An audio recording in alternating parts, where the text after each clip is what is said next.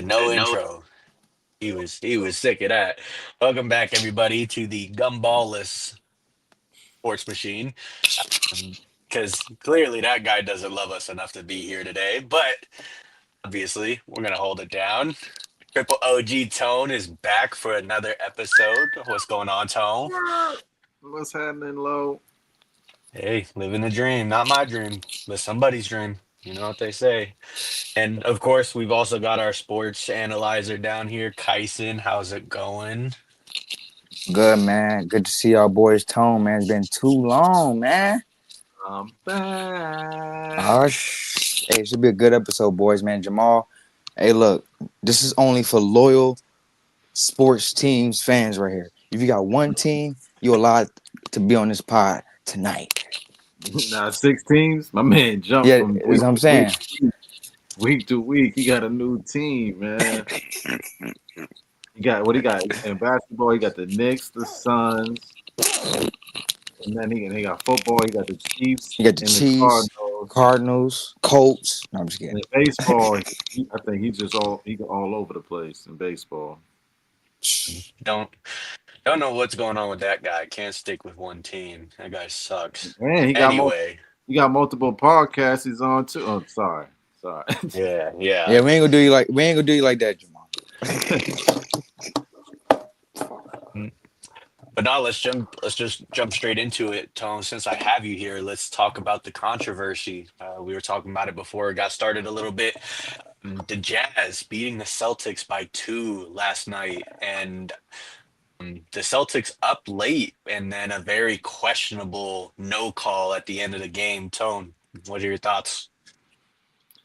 It was unfortunate because it was a good game, a lot of back and forth. It was. I love Markkinen's game. Like I've been talking about that dude for a while now. He's a baller. I think he needs out of Utah unless they.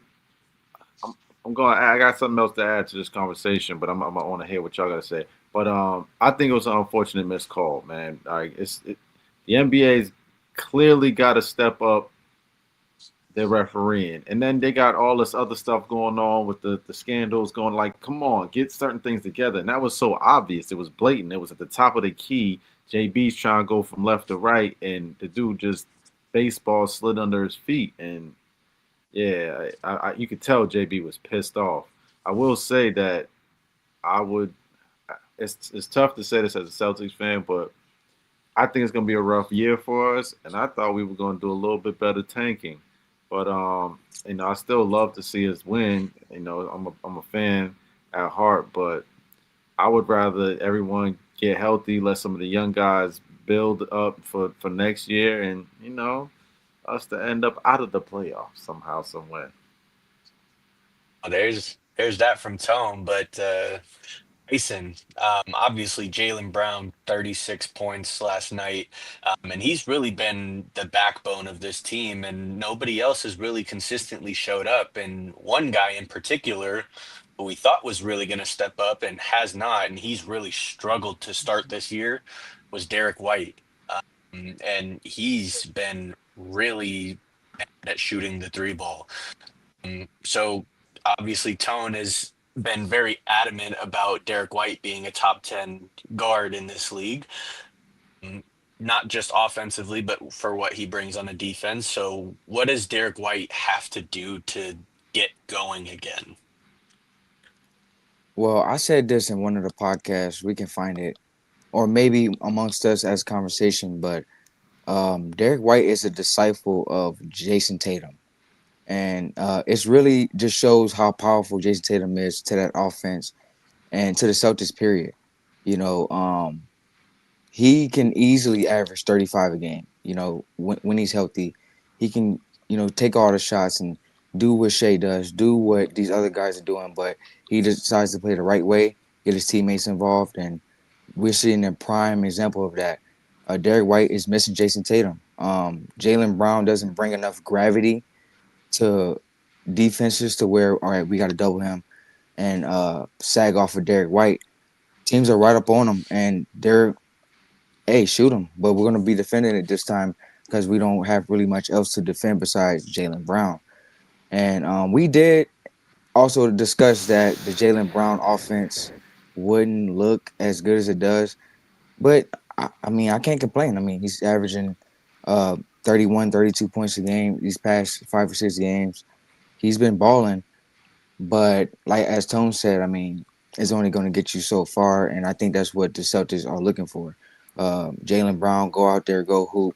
I think Derek White, he'll get it together. I think Missoula, he'll run some different type of plays, maybe some off-screen action to get him wide open because right now he's just really just catching and shooting when Jalen Brown doesn't have the ball, and also he's not really much of a shot creator.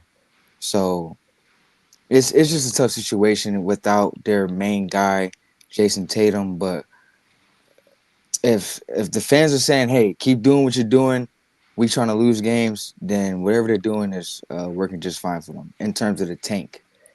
But the Celtics, they've been good for a very long time. I mean, this team's been good since 2015.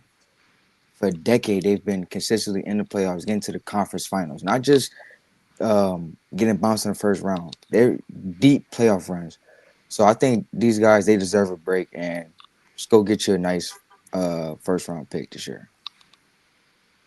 Yeah, and I think the main thing is that they've been really competitive.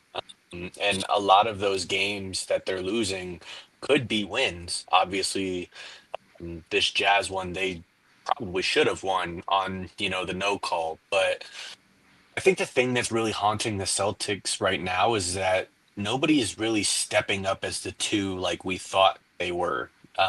Obviously, we just talked about Derek White, but Peyton Pritchard really hasn't stepped up. And obviously, Tone was saying on the pod episode that we did, I think last week or the week before, I'm pretty sure it was last week, that he would have rather kept their center and instead of Peyton Pritchard and let Peyton Pritchard walk. Anthony Simons hasn't really produced like we thought he was coming over here. And so um, there's just a lack of scoring on the floor that no matter how good they are defensively, because we know that they're good defensively, they just can't make up for it. And so I think that's really their main issue is that they got to find someone to score outside of JB. But with Scoring, playmaking, rebounding. yeah, That's a with that said though, they're doing a fantastic tank job. So if Tone is really adamant about getting that number one pick, they're doing a hell of a job out there. keep AJ at home, man. Keep AJ at home. Yeah, and the roster isn't really much to be considered, man. They really don't got guys. So I mean, the guys you just listed, I mean, they just got to be better if they want to win. But if not, AJ. Moving over to the Jazz, though, I think this is one of the unlikely teams that have seen so far, and where they've been competitive in 6 of their 7 games, where we thought that they were just going to be really bad. And part of that is obviously Laurie Markkinen, as Tone mentioned. And so, Tone, I'll start it off with you. What is keeping these Utah Jazz in games? I mean, they've got length, but they play defense. They've got Collier in the backcourt. They're tough, man. I don't think that they're pushovers. Like they used to have a couple guys that you could just push over, and I like the young dude. Was it Keontae George? Is that how you say his name? Deontay. Yeah, he's special. He's athletic. He got bounce. But I really, I think that Ace Bailey will find his way within that system, and they could potentially scare somebody in the playoffs. Or just get bounced out in the first round. But would it be good for the experience? Um, but I think Markkinen's found his way, and he knows that he's Batman or Superman or whatever you want to call him right now. He's the main guy. He's the main role player, and he's being really consistent. I think he's averaging like 28 points per game or something like that, which is phenomenal for a player who I don't think anyone thought was a number one. I think he's really set that in stone. And I know we have this conversation coming up, but who knows, man? Maybe they need a superstar point guard over there to get them over the hump.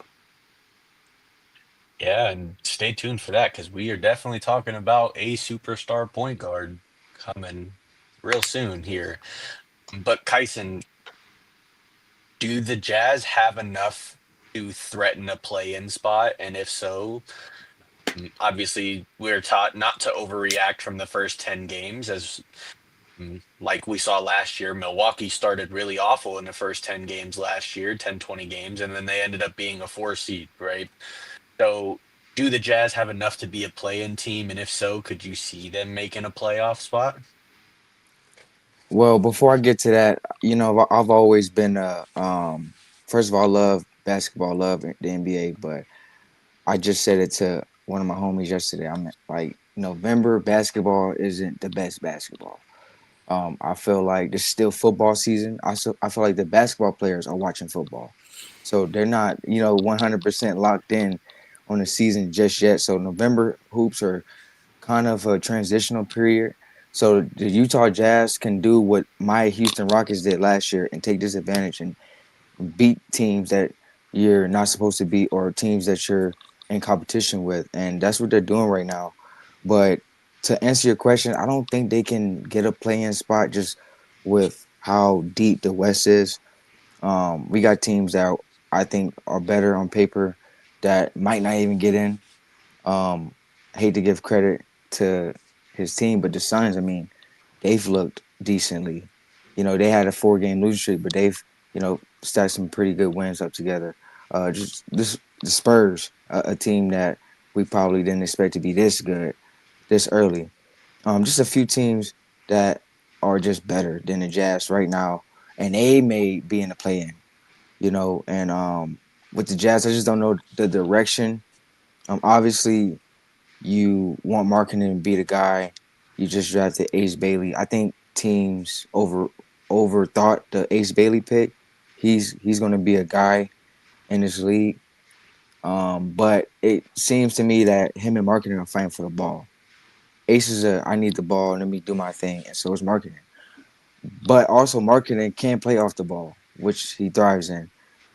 So I don't know. I think it's a tough situation. I don't know what direction they're going into, but like you guys are mentioning, that superstar point guard, I mean, that does change a lot. I mean, if they aggressively go for somebody like him, I mean, that changes a lot. But I think it's just all dependent on the rest of the month they have. If they can have a great November, then maybe they do be aggressive and go get a guy, maybe not a point guard, maybe even a center because they haven't been sold on Kessler. Um, Maybe they do make a move, but if I'm looking at this team right now, if they don't make any moves, I don't think they're getting in the plan. I Yeah, like I'm kind of Walker with Kessler. you. You don't like Walker Kessler? No, he's been in rumors like almost every season since he's been in the league. He's only been in I think it's year 4 for him. Yeah. So he's kind of like another Miles Turner. Like they he's solid, but they don't believe in him all the way. Yeah, I'm right there with you. But I like that they're keeping all of these games competitive, and I feel like it gives them a good opportunity to get more clutch time experience because they were getting blown out left and right last season. And so they just don't have a lot of experience closing games. And so if they can find a way to stay competitive all season long, I think that even if they don't make the play in, they're going to have some good experience going into next year. Maybe they'll have a good draft pick and they keep adding to what they're building. But yeah, I think we got to give Ace Bailey some time to figure it out. And it kind of looked like he did towards the end of the preseason. Obviously, he had that 28-point game on the final preseason game that they had. But obviously, you didn't have the guys like Keontae George and Laurie Markkinen playing in that preseason game. And so it may have over inflated his value in terms of scoring the ball to start his career. Um, But I think that he'll figure it out. I think that they got to find a way to get him going because he can definitely score and have Laurie play off the ball, and they could be dynamic with that. Moving on, though, And thus, Tone, you had something to say about the Celtics earlier. Did we touch on what you wanted to talk about? Yeah, it was the superstar point guard conversation. It was more aimed at Utah. Okay.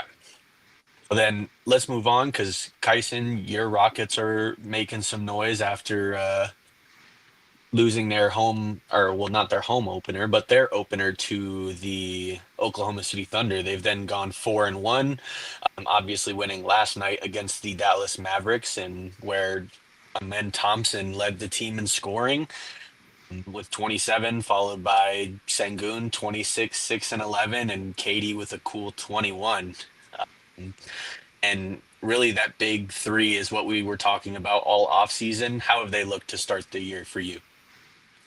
Yeah, they've looked good. I mean, if I could be honest, the offense looks the same as last year, but replace Jalen Green with Kevin Durant, and that's a huge upgrade because Kevin Durant is easy buckets. He gets his spot, he gets that shot up. It's most of the time going in.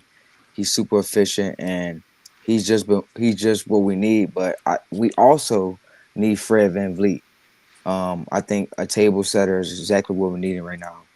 And it was times in that game last night where the game we could have easily blew out the Mavericks. It was opportunities we're getting stops, but we can't capitalize on fast breaks. We can't get a flow offensively, and I think that's just the lack of not having a point guard. But shout out to Amen. He's been balling.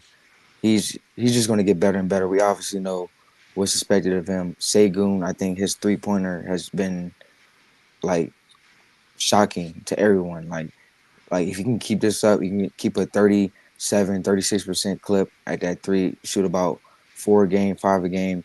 That makes us way more dynamic.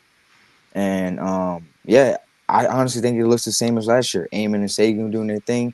The third option, Jalen Green, wasn't efficient with his 22 points. This time we got Kevin Durant. It's crazy to say.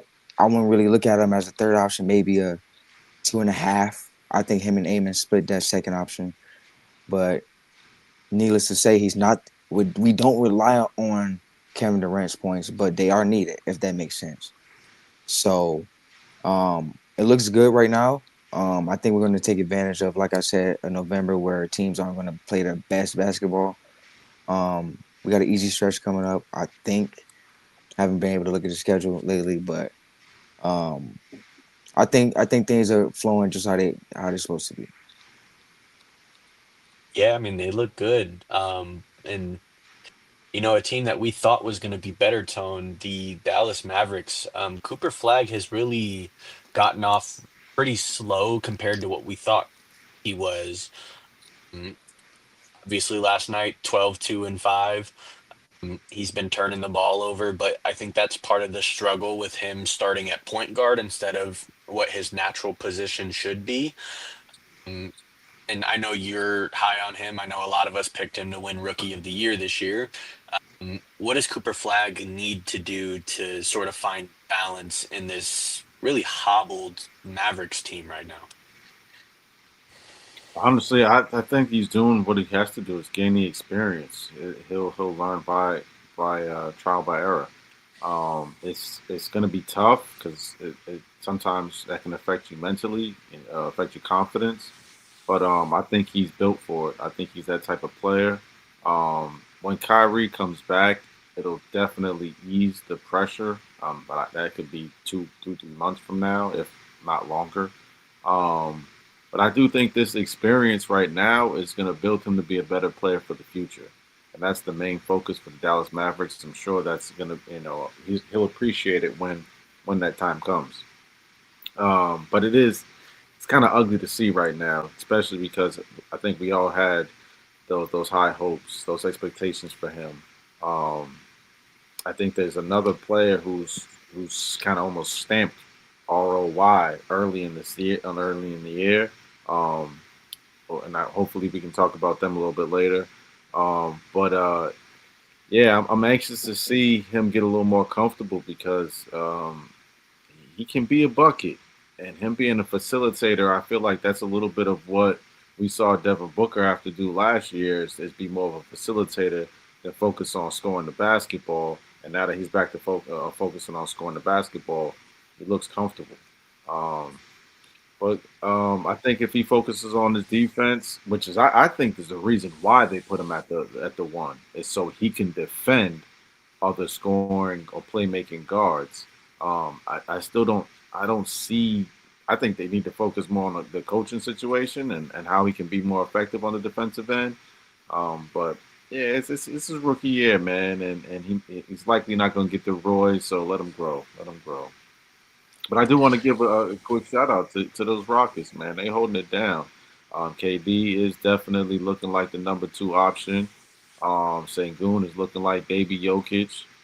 It's a beautiful thing to watch, man, because sometimes late in their career, like we're hearing about the LA struggles, that when Braun comes back, KD and those guys, they're looking clean, man. I'm anxious to see Reed Shepard get a little more comfortable in the situation. But yeah, they balling over there, man. I like them, man, and I agree with you. The fact that Sengun has been more efficient shooting a three, it now opens up the paint for men to do other things. Hey D'Lo, I'm glad Tone said something. I want to ask you, how do you feel about Reed Shepard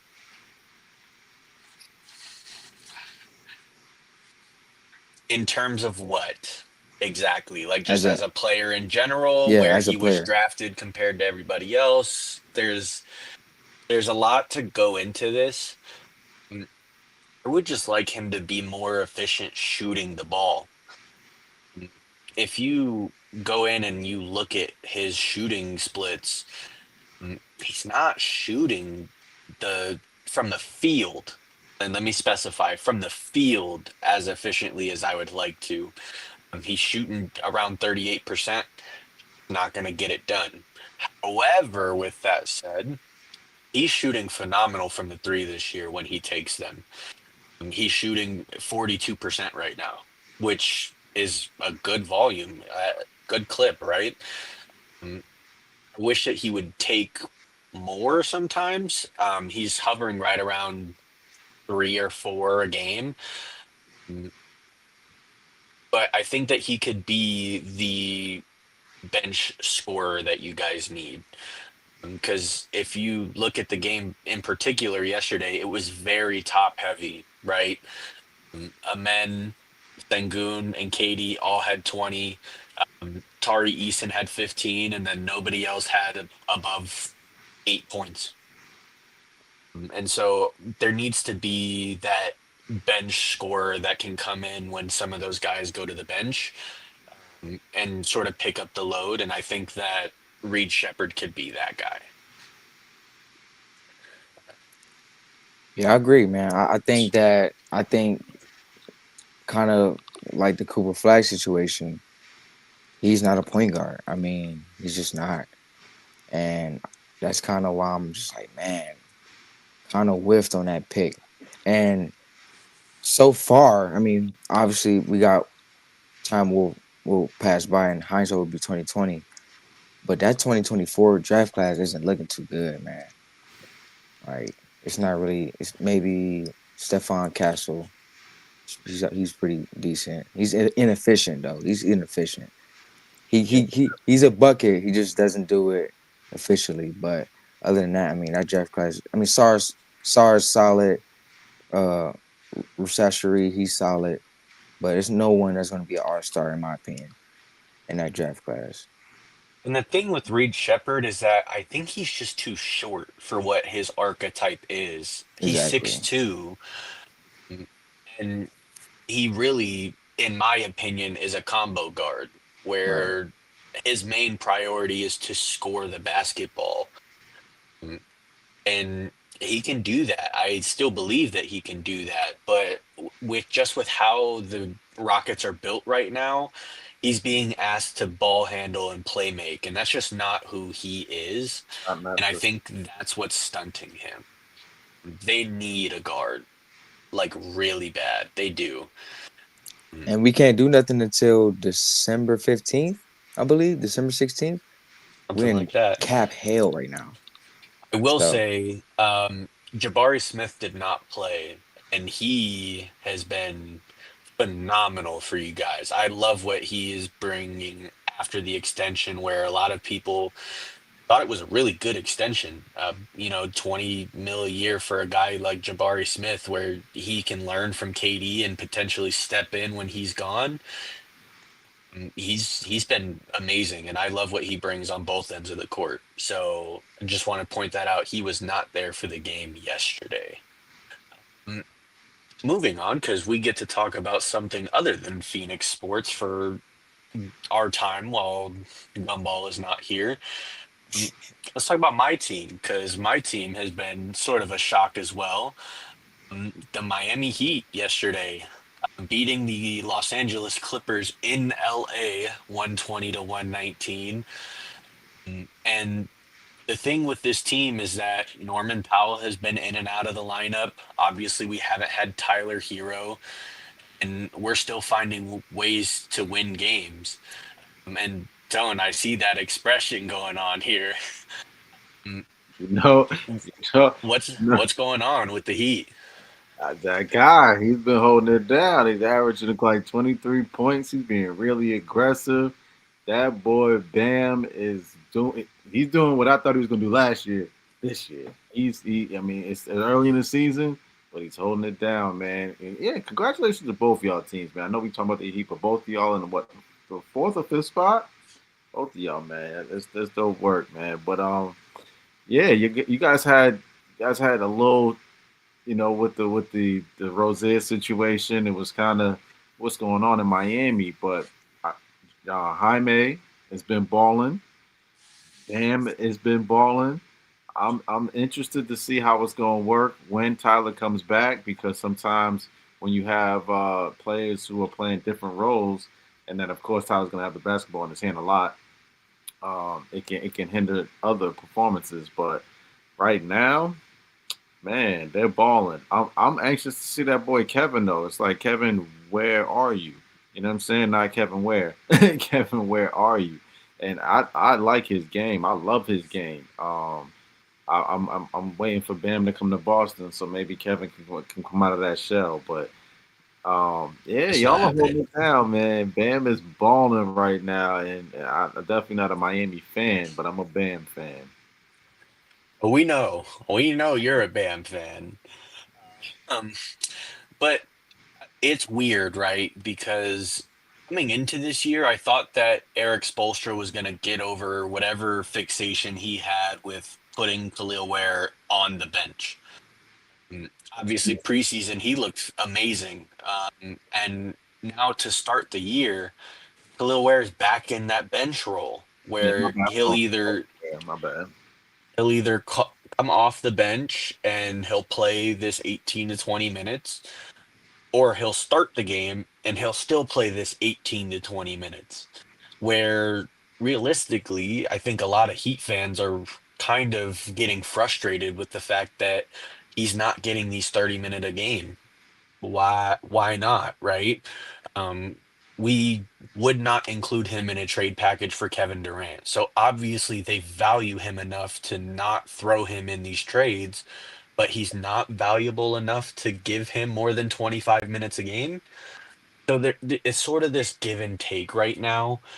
Um, but with that said, I think we're right in line with another team that we're going to talk about later, in the Chicago Bulls. And I think the reason why we're winning so many games, and a big reason on why the offense was so stagnant last year, is that we're moving the ball. And just like Chicago, they don't run a whole lot of pick and roll, they move the ball a lot, and it's really opening the offense. And a guy that's sort of broken out, in Miami, and I love him already, is Fontecchio. I don't know if you've watched any Heat games, but he's been amazing to start the year, particularly shooting the ball. Got a And clip. he's been amazing. Jovic has had some games. Obviously, Jaime has returned back to what we saw year one. Don't know what happened to him last year, but I like the We know. resurgence. We know. Don't act No, like we we don't know. don't. We don't know what we We don't know. know what happened. But I think the big key is that Bam has stepped back up. to the level that we thought he should have been at last year. And it looks like he's taken the jump to be more aggressive. Um, and it brings in this question when Tyler comes back, is it going to ruin what they're building right now? Mm. Nah, I don't think so. Tyler's a And good enough playmaker. I agree. The other question is how is he fitting next to Norm? Because they're essentially one and the same player. Tyler is a better playmaker, obviously, but what they are built for is the same. They are scoring guards, and so I'm interested to see how that works when they I come think back for Norman's a sure. good enough off-ball shooter. Clip. Tyler's a good enough playmaker. I think the only struggle that you guys may have is Tyler on defense. Because you guys basically got 4 to 5 defenders on the floor at any given time right now.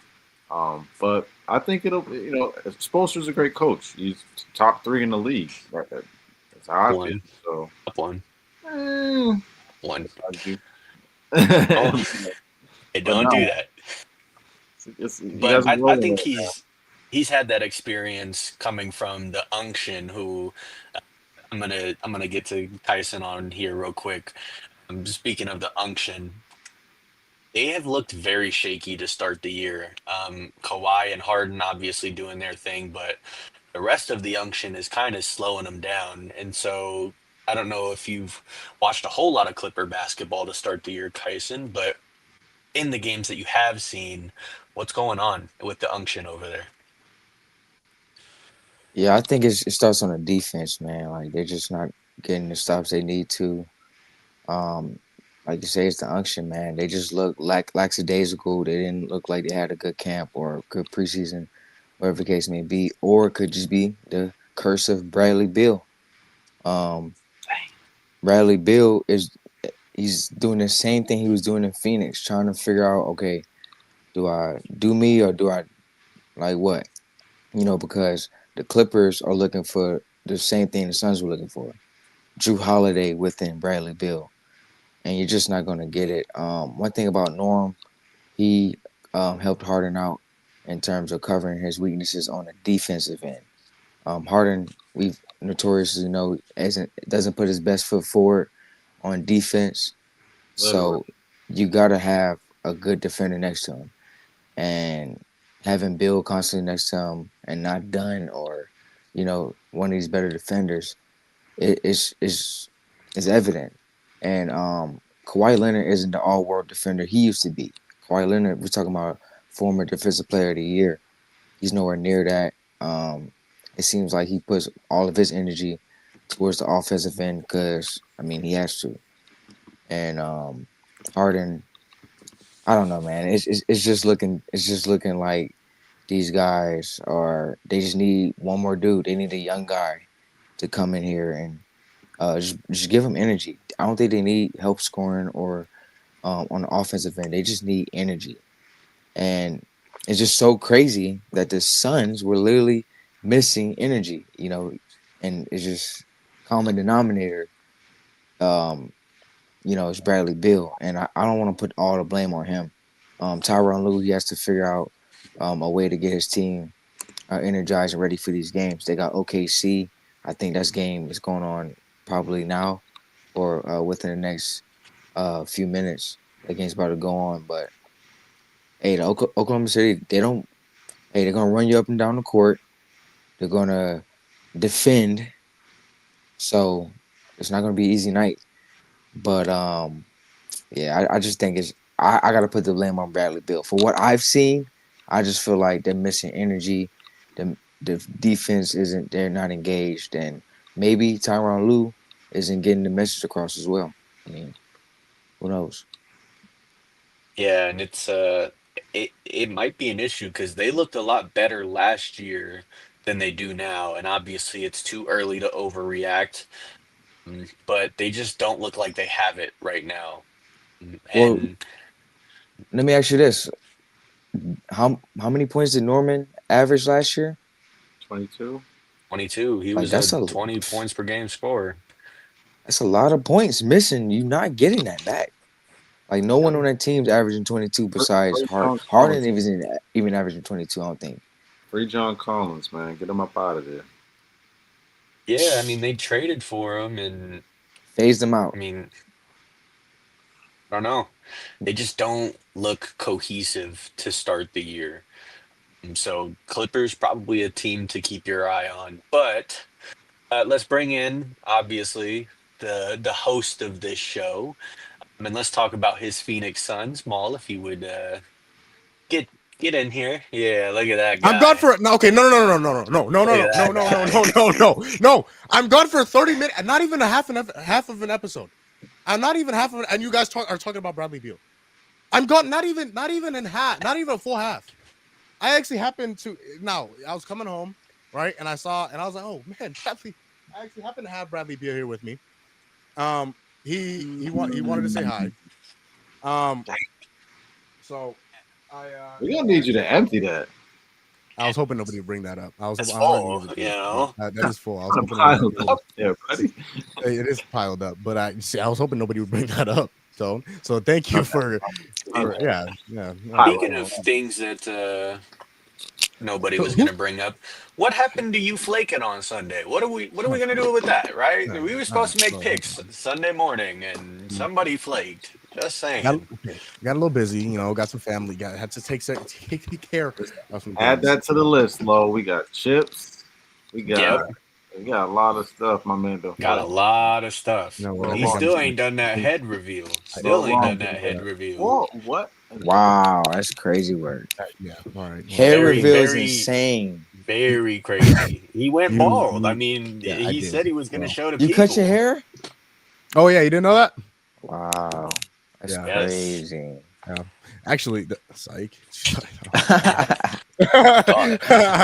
gotta catch this man hooping or something, bro. You better not be hooping with no beanie. You better not be hooping with no beanie, man. Nah, I'm not snatching with it. the beanie. Not the, I got a nice do-rag collection now. He got this. Come on. But speaking of All right. the forbidden, we're not going to talk about the Suns tonight because obviously they're down 20 right now. Let's talk about the Suns the other night, and Why did where you they bring looked that up? really good.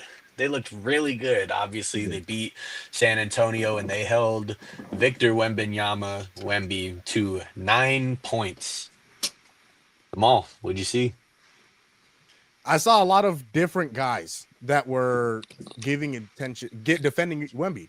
And the system that Jordan Knott is running in Phoenix is a hustle, a gritty, a nasty, a just physical basketball team. And there was one person didn't guard Wemby for continuous possessions. So for back-to-back possessions. So one possession it'd be Royce O'Neal. One possession it'd be Jordan Goodwin.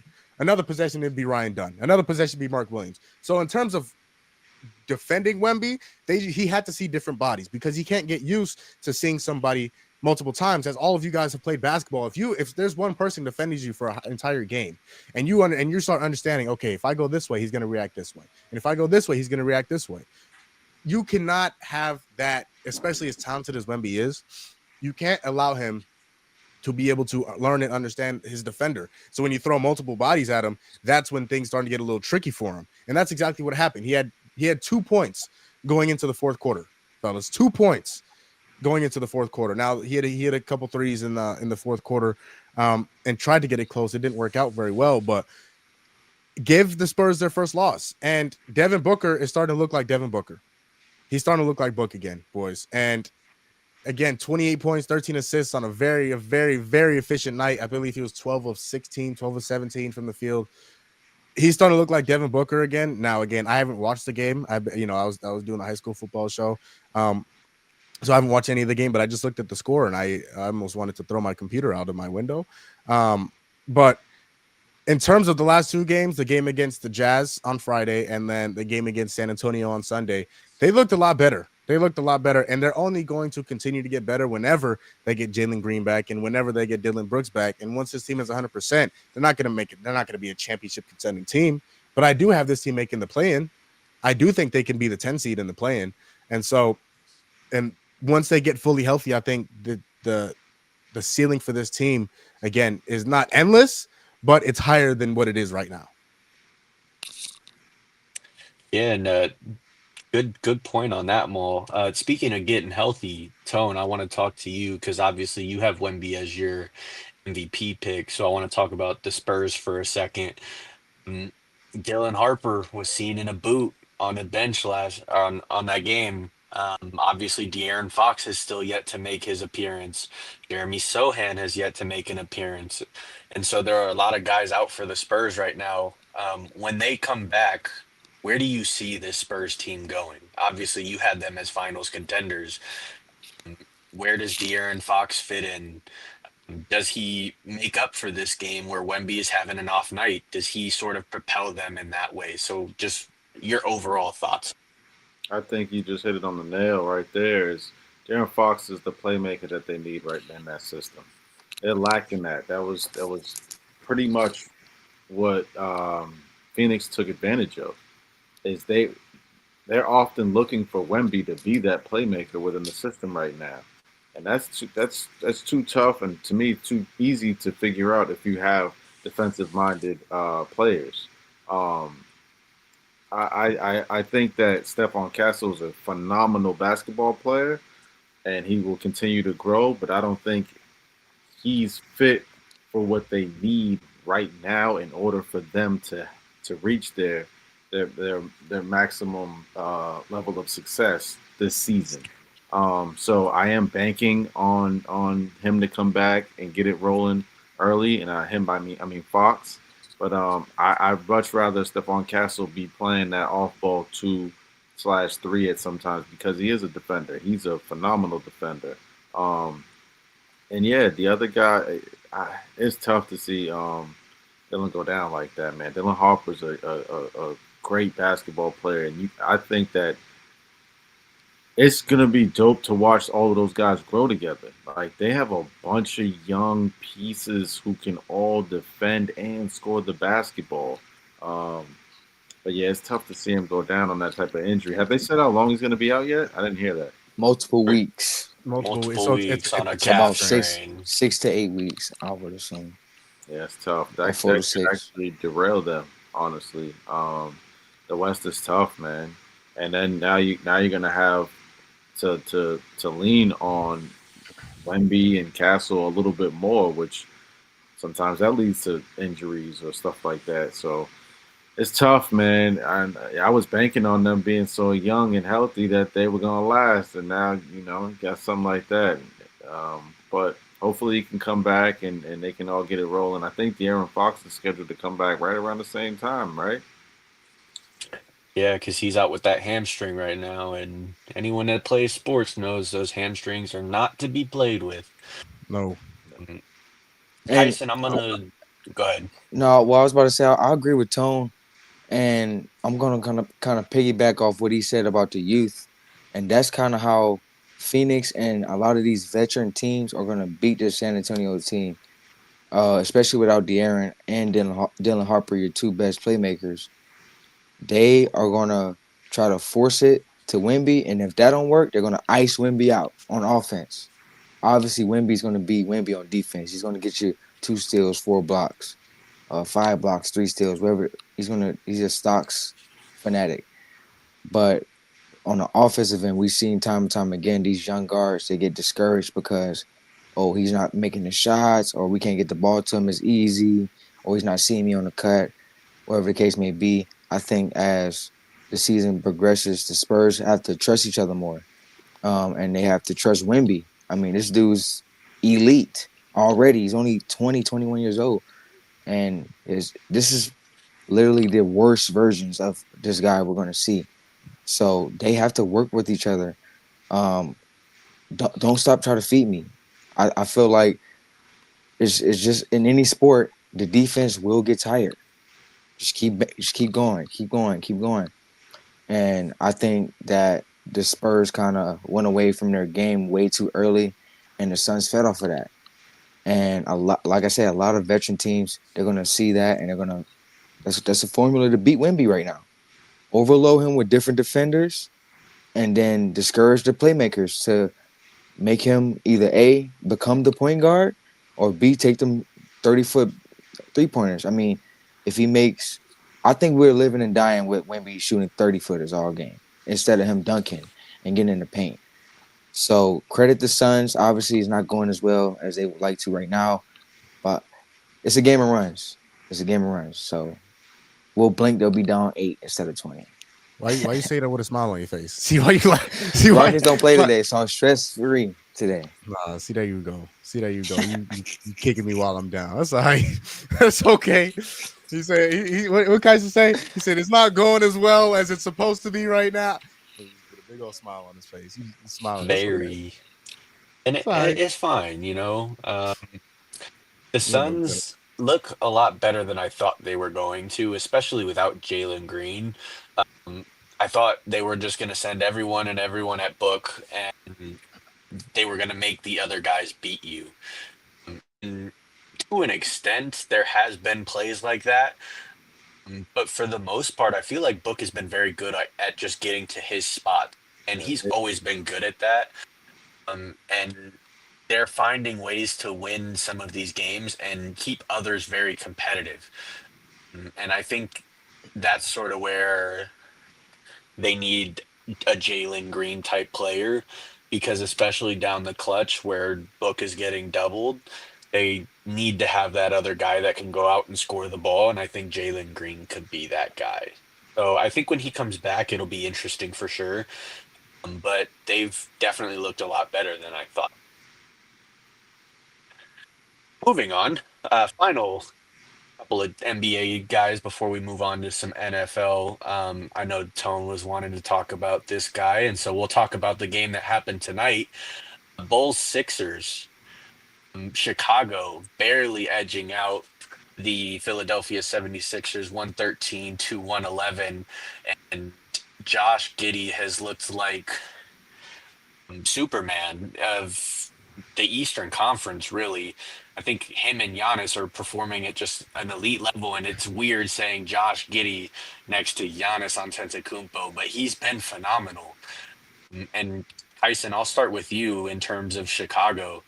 Um, the first time since '96 where they started 5-0, and now they go out and beat a team that a lot of us think could be contenders in the East and the Philadelphia 76ers with Josh Giddey 29, 12, and 15 with that triple double. What do you like out of this Chicago Bulls team early? Man, I'm gonna just say Adam Silver is lucky that the East is absolute garbage this year in terms of talent because he's trying to pull off the international versus USA All Star game, and it will work because if you did East versus West, man, it would be ugly. Because Josh Giddey's an All Star right now. I mean, he's All NBA right now. If the All NBA would have dropped today, you got to put Josh Giddey in there, and salute to him. I think you said it earlier. They're not running your traditional offense. They're not. I mean, not sorry. In terms of today's offense, ISO. All right, your turn. ISO. All right, your turn. Pick and roll. No, they're running the offense. They're running off flare screens. They're getting shooters open. They're getting cutters wide open dunks. And on top of that, the defense. I know I'm all about my defense, man. They have been looking solid. Now again, I'm gonna keep saying this. November hoops. You got to put a little asterisk or whatever you want to call it next to November hoops. I'm not going to discredit them all the way, but you got to give credit where credit is due. Um, Giddy's hooping, Buzelis, he's starting to come into his own. He's super young. He's barely 20 years old. So, um, yeah, they got some good talent going on, and the East is wide open. So I expect them to keep this up. I think the only thing that's going to be their downfall is shooting. I mean, they still don't have, because, I mean, obviously they're getting shooters open. They're doing the best they can to scheme these guys open. But the NBA is a very, very long season. These teams are going to figure that out. And you're just going to have to make your shot. So as long as they can keep doing that, the Bulls, they can pull off a top 5, maybe top 6 seed this year. Owen, you mentioned the rookies, and I think that nobody has been more impressive than VJ Edgecombe, and I had an inkling that that's who you were talking about when we were talking rookies. but Tyrese Maxey, the star of the show, and really has been the star of the Sixers team, while Joel Embiid is still on that minutes restriction. Still no Paul George. Jared McCain just came back tonight and didn't have the best of nights, obviously expecting that coming off of the injury. And so, talk about this duo of Tyrese Maxey and VJ Edgecombe and why you like them together so much. I used to brag about Tyrese Maxey last year, man. He was in the gym heavy. And now that he's healthy, he's looking like a demon on the court, man. And VJ's he's I call him AE Junior. Those two dudes are very physical on both ends of the floor. Tyrese is not afraid to attack the basket. It reminds me of a taller, stronger version of AI. He don't got the crossover, but he's got the speed. Again, he's not afraid of anyone. That confidence is there, and I think it's you're seeing it with VJ. And the only thing that worries me is with Embiid coming back, he's going to get less shots, and so sometimes that can affect your rhythm throughout the game. And then that's Paul George isn't even back yet, and so I'm concerned with that. It's almost like they have too much firepower. But I definitely think they're the best backcourt in basketball right now. It'll be interesting when Darren Fox comes back. Um, I, I don't want to say Phoenix, maybe, but if D Book is the one and Brooks is the two, you can almost add them into that conversation too. It's the way Book is balling right now. Like, not to just sidetrack, but last year may have contributed to this year's success. He's a much better playmaker right now. But back to the Philly, man. I'm always throwing them under the bus. Gotta give people their flowers when they hooping, man. I love Tyrese Maxey's game, and VJ is definitely looking like the Roy as of right now. I'm hoping that they can create a system to where he still manages to get up 15 shots when and PG comes back. But he's a baller, man. He's a big time baller. I do think he's a future All Star. Paul, thought? Listen, in terms of both of these teams, the Bulls and the Sixers maybe you'd expect from it with the talent that they have and the talent that they're bringing in, aka VJ Edgecombe, and the guys that they're getting back in Joel Embiid and Jared McCain, and hopefully eventually sometime within the 2020s they'll get Paul George back. Um, you kind of would think that this team would bounce back in the Sixers, but when you look at the Chicago Bulls team, gentlemen, and how hard they play and how well they're coached. Again, at least right now, Kyson mentioned earlier, it's hard to judge teams in November. The season's just starting, right? There are teams who have actually perfect example of the Bulls. When the first year they got DeMar DeRozan and Zach LaVine and Lonzo Ball and all these other guys, and they were the number one seed almost halfway through the season. And then Lonzo Ball got hurt, and then everything just fell off the Grand Canyon. The Bulls are playing some very good basketball right now, led by Josh Giddey, as you guys mentioned. He had another triple-double tonight, 29, 12, and 15. Also insane numbers. The only thing that is kind of standing out to me negatively is the turnovers. He's going to handle the ball a lot, so the turnovers are going to come along, but got to keep that number under 3. Got 3 and under if you're Josh Giddey. And then they have some guys that are stepping up. They had some guys that they went out and got. Went out and got a certified defender in Isaac Okoro, who, again, you traded Lonzo Ball for Isaac Okoro straight up. That's a wing who could play defense, who could shoot the 3 ball a little bit. He shot it well tonight, 3 of 6. Matos Buzelis, one of the things we talk about a lot in the NFL in terms of young guys is that year 2 jump. Okay, you're a rookie. Now, okay, you're going for year 2. You now understand the way that the game is played. You understand how fast that the game is played. How much are you going to jump and improve from year 1 to year 2? It's the same thing in the NBA.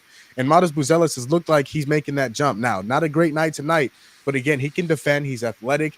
So the things that he does that don't involve scoring makes up for the lack of scoring on the nights he does not go out and have a big night in terms of putting the ball in the basket.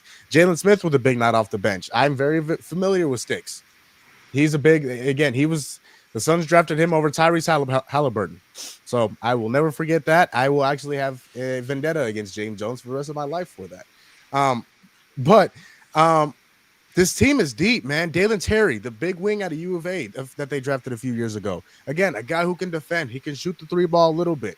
It's still developing. It's not where it needs to be just yet, but it is going to where it needs to go. This team is deep. Kevin Herter, like this team has guys to compete now.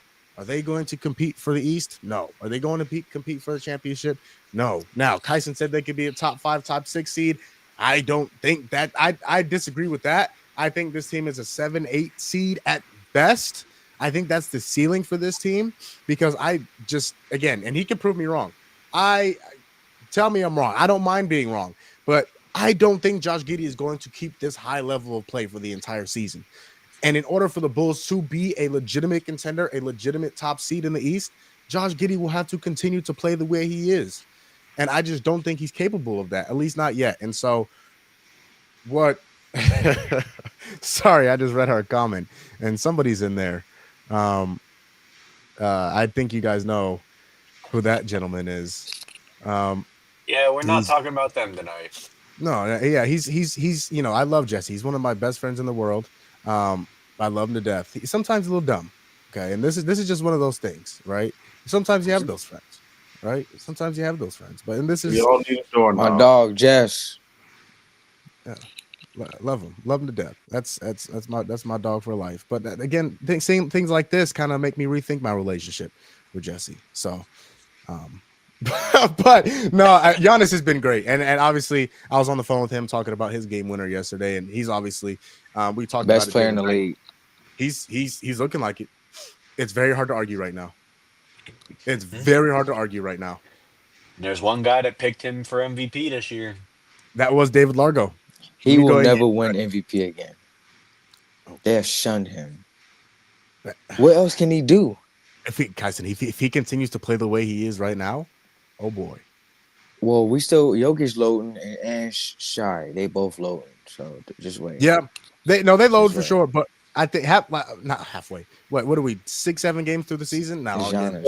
You spelled MVP wrong. Who Jesse did? SGA. Oh yes, there you go. Yeah, here we go. Yeah, They loading. Here we go. Wemby. Hey, That's who I picked. Said we were going to move on to some football, but there's one more basketball topic that we got to talk about, and it's about that point guard that we were mentioning earlier. John Morant suspended for 1 game after an absolutely abysmal night against the Lakers. 8 points, 3 of 14 shooting, 0 of 6. Got questioned after the game, and what happened? And he said, "I don't know. Go ask the coach." Maul, I'll start with you here. Did John Morant make it to the trade deadline? hold on. Hold on. I came. I thought. I don't have very much of it. Okay, I don't have very much of it. If I'm the Suns, right? If I'm the Suns, give everything you have. Now they don't have much. They don't have Jalen much. Green going. Oh, Jalen Green hit the books. Hit him. Go give up everything. Everything to go get John Morant. Everything. Now, again, I understand him and the coaching staff don't get along. Okay, and he also had some problems with Taylor Jenkins, and he's had some problem with this coaching staff. Go get John Morant. Putting Devin Booker and John Morant together. You want to talk about best backcourts in the league? There wouldn't be many better than that.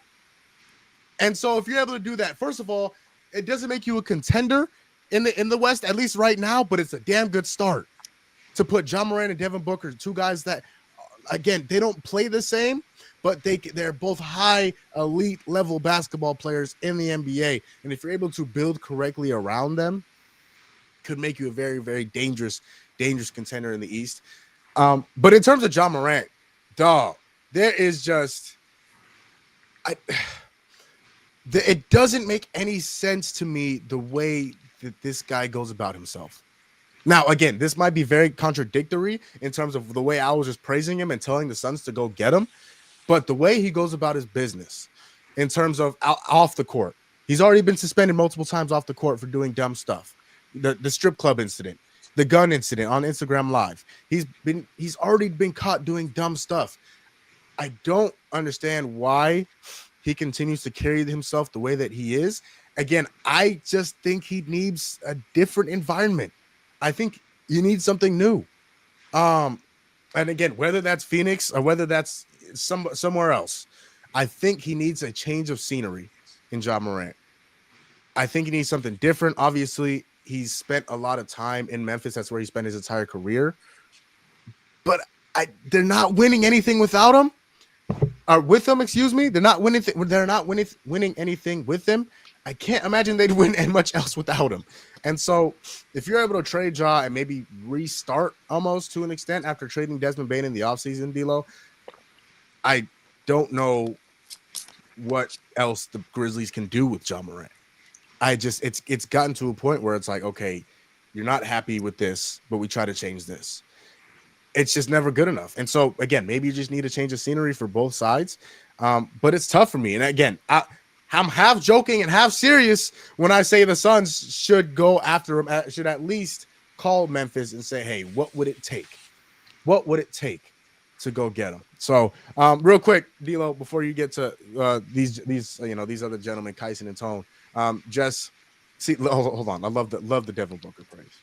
Okay. Got 23 points in 24 minutes. He's cooking. I was just looking at that.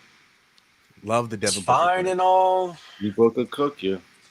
Fine and all. You know what? And that's what we're stopping. That doesn't matter what the team is doing. Doesn't matter. They're down 20. They're down 20. And also, and Gucci said, take. Hold on, let me fix my hat. Hey, Gucci coming in hot, dog. Shout out to Gucci. But all right, sorry, D'Lo. Go ahead, keep driving. Tyson, thoughts? Does Ja Morant stay in Memphis? If he gets traded, where's the best destination for him? Houston. Listen, D'Lo, when you brought up this topic, it just gonna be each. 18. Listen, Everyone exactly. picking 18. It just gonna be everybody bidding for Ja Morant.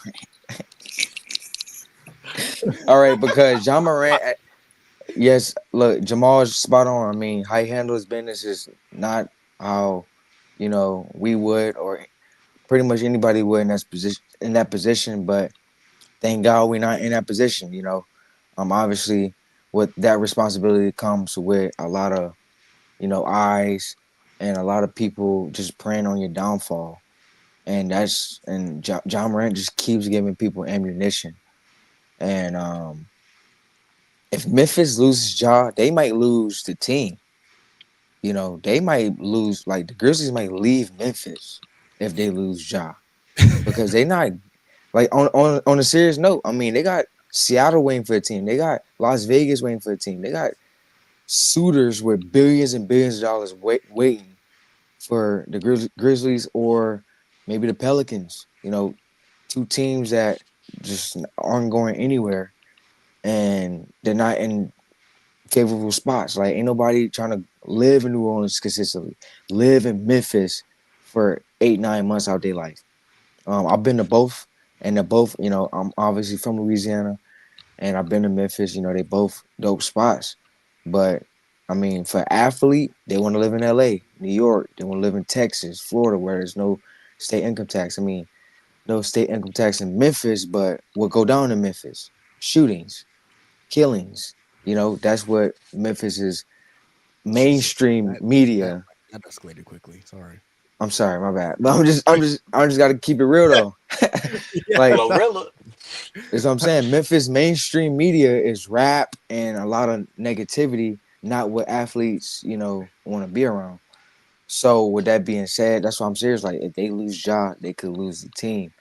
With that also being said, I've seen the thing with Ja is that his game is unique, right? He has first option game, but he's not a first option on a championship team, right? Now, he need the ball though, which is why I think Houston, if we had the funds, if we had the cap space, go get it done. But unfortunately, that will be impossible. So let's just mark that off. But the Suns, maybe even Miami, you know, where you're getting the ball out of Tyler Hero's hands, getting the ball out of Devin Booker's hands, guys that play point guard but aren't actual point guards. Get a guy like Ja to control the offense and drive downhill and get shooters open. But all that is negated if his mind ain't right. If Ja don't want to do it, then he just won't. And we're seeing that. 5 of 16 in his last game, 3 of 14 game before that. Not playing defense, not engaged. Like obviously he could be pulling his best impression of Jimmy Butler last year, but it's just not a good look, especially after all the suspensions. So where would Ja end up? It probably won't be somewhere where he likes it, and that's where I'm like, what version of Ja will we get? You know? Yeah, yeah. It's a tough situation, especially if you're Memphis to navigate. Tone, where do you think Ja ends up? Um, where he ends up versus where I think he should end up is two different conversations. So, sorry, But I Tone, real quick. definitely, D'Lo, sorry, can I rephrase your question? Go ahead. Why do you think John Morant will succeed as a Boston Celtic? Sorry. I, that's funny. But I wouldn't want Ja, honestly. He can't shoot the basketball well enough to space the floor. We already have a great playmaker. Jason Tatum will come back hopefully before the end of the season. And so we don't really need Ja as much as I would suggest he goes to certain other teams. He's definitely depreciating his value right now. And to back off of what Kyson said, I don't know if that's his strategy or not. Um, I would honestly, I think that Kyson brought up a team that could use him is the Pelicans.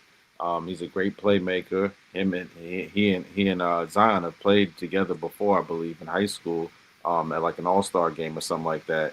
So I think they have some type of continuity. But I think the team that best fits him is likely Utah. It's a place where it's a little bit more professional to where he what he's used to right now. His boy is out there, NBA young boy, so he can call him and go pull up on him. See Um, that? See that? it's give him a little bit of comfortability. You know what I'm saying? It's a little bit more of a professional setting. It's a little more quiet, but he's still a phone call away from causing a riot in house in a sectioned off area. But they got a lot of people who can space the floor out there. Walker Kessler can shoot the ball. Markkinen can shoot the ball. Ace Bailey can shoot the ball. And Ja can play make. And so it's almost like a match made in heaven. But it'd be interesting to see Ja in a different setting because it seems like he used to love Memphis. Like I don't know if he's the same player without that energy of the city. I've said it time and time again that there's certain cities that the teams almost they fit. You know what I'm saying? You can feel that energy. And Memphis is one of them. They're a little rowdy out there. They're a little, and yeah, he is not built a reputation of success. Like going to Boston, that mindset wouldn't last long. Like the heads would definitely turn. There'd be some conversations that if he and his it almost seems like his father is somewhat involved in his narrative as well.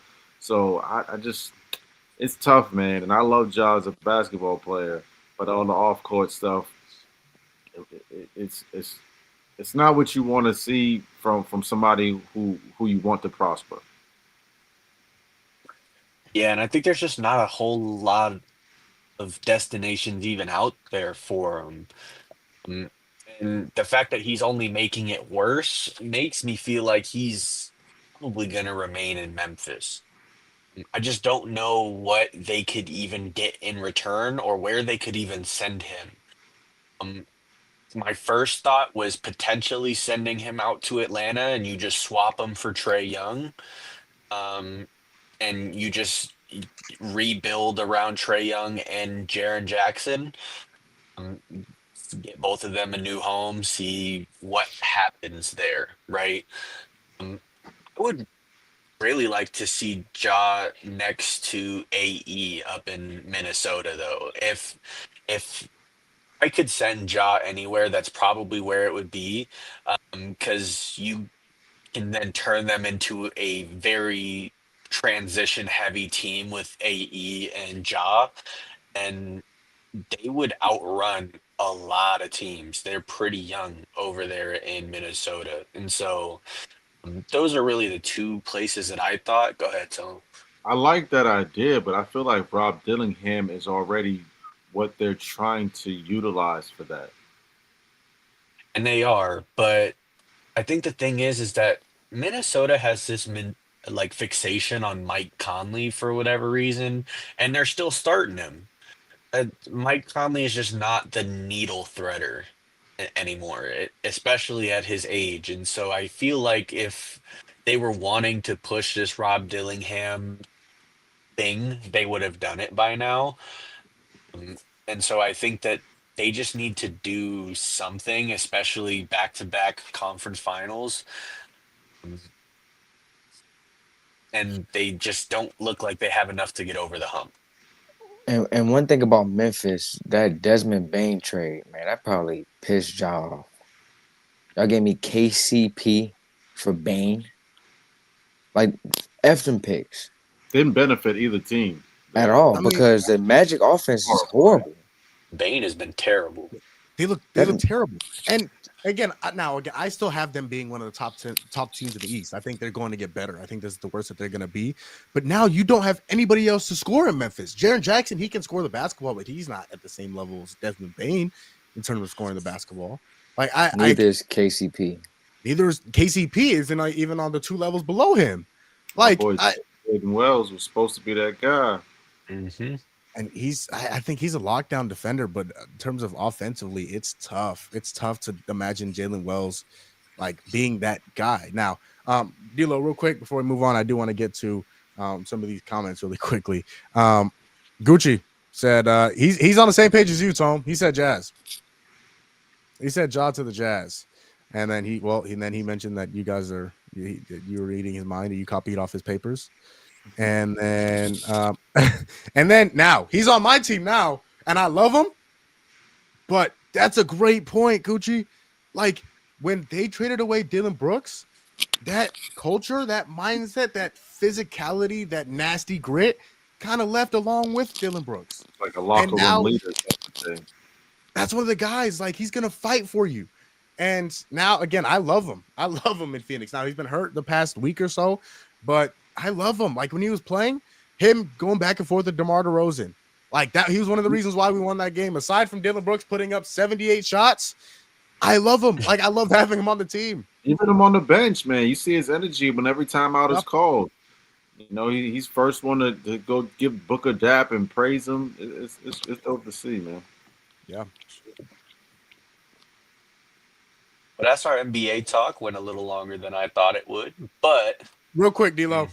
In the private chat, the ones that we got, Tone mentioned it, and I've been keeping my eye on the score. The Suns shouldn't are have fighting mentioned back. it. Shouldn't have mentioned it, I Tom. what I said. The Suns are fighting back. We were supposed Devin to have Booker an has 32 Arizona right now. sport-free show for the most part. 32 Here we points in are. 29 minutes. Steve Booker cook you. I need that on a t-shirt. Not bad. Yo, Swain, put that on a Ain't no t-shirt for me, MVP. man. That's a swing. Anyways, let's get to some football, and since we have them here, let's just get it out of the way really quickly. The Cardinals did indeed go into Jerry's world and beat the Dallas Cowboys 27-17. Did not have a fourth quarter collapse like Jamal thought they would. Jacoby Brissett, He was 21 nervous. 31, He was nervous. I 261. checked him. He should have been nervous. Hey, Should have boys, been nervous. When the Cardinals went 3 and out to start that quarter, and Dak took that offense down and scored a touchdown, I said, "Oh, here we go again, bro." Bro, I said, ain't no Jac- way. Jacoby sucks in the fourth quarter, but We'll get there. yeah. Maserati Marv, 7 for 96 and a touchdown. Absolutely cooked Deron Blunt. We're going to leave that alone. A CD and the stank face on the bench. But, Jamal, what did you see? I saw the best game that the Arizona Cardinals have played this year, D'Lo. That's what I saw. I saw the best all-around football game that the Arizona Cardinals have played this year. And see, there go, there Kyson go. Yeah, hey, we got the same record now. I just want you to know that we got the same record. So I just wanted to point that out, brother. So while you doing all that yawning, we both It's ain't the making nothing. Cowboys, man. But yeah, the biggest thing I saw, D-Lo, the biggest thing that stood out to me is this is Kyler Murray's last season as an Arizona Cardinal. He's done. You saw it. You saw the news today. Man, you've been All right. saying this for 3 years, 2 years now. Hey, listen. Sometimes, what happens is, right? When you're married, when you're married to somebody, right, and you got kids, sometimes you try and stay together for the kids, right? You try to make a big happy family. You try to build the picket fence, the house, just to try to say, this ain't working. Okay, somebody has to put their foot down, and somebody has to bring the divorce papers to the table and say, "Hey, Kyler, it ain't working. I'm bringing my lawyers. You bring your lawyers. We got to separate." Make And sure that's it's a what's gonna small enough table so he can see the paperwork. Listen, the little kiddie tables that they got at Thanksgiving. I'll bring one of them. I'll bring one of them just for Kyler. It's got to go. It's got to be done, fellas. It's not working. He's not a good fit in this who's the offense. quarterback in the future for you guys? He is currently playing college football. Okay. I don't know who. Now, is it Fernando Mendoza? Is it Sam Levitt? Is it Dante Moore? Is it one of these guys? What I do know is Kyler Murray is not the future. It's not the future. Now, the other thing that stood out to me, D-Lo, is before I even get to that, is said the Cardinals only look good because the Dallas defense sucks. All right, that's a good point. The Dallas defense is awful. I think I should. I think guard a parked car. They couldn't. No, they're awful. How about the Dallas offense? They were number 2 in the NFL. Number 2 in the NFL. Do you know how many points the Cardinals held the Dallas offense to? 10. They at home this season, they have not scored less than 30 points per game. And guess where they were at yesterday? They were in Jerry World. And so this team is built to compete, fellas. This Cardinals team is built to compete. It's just the execution down the stretch has been awful. Now, that was both Kyler and Jacoby. Both of their execution has been awful. The defense has been awful in the fourth quarters this season.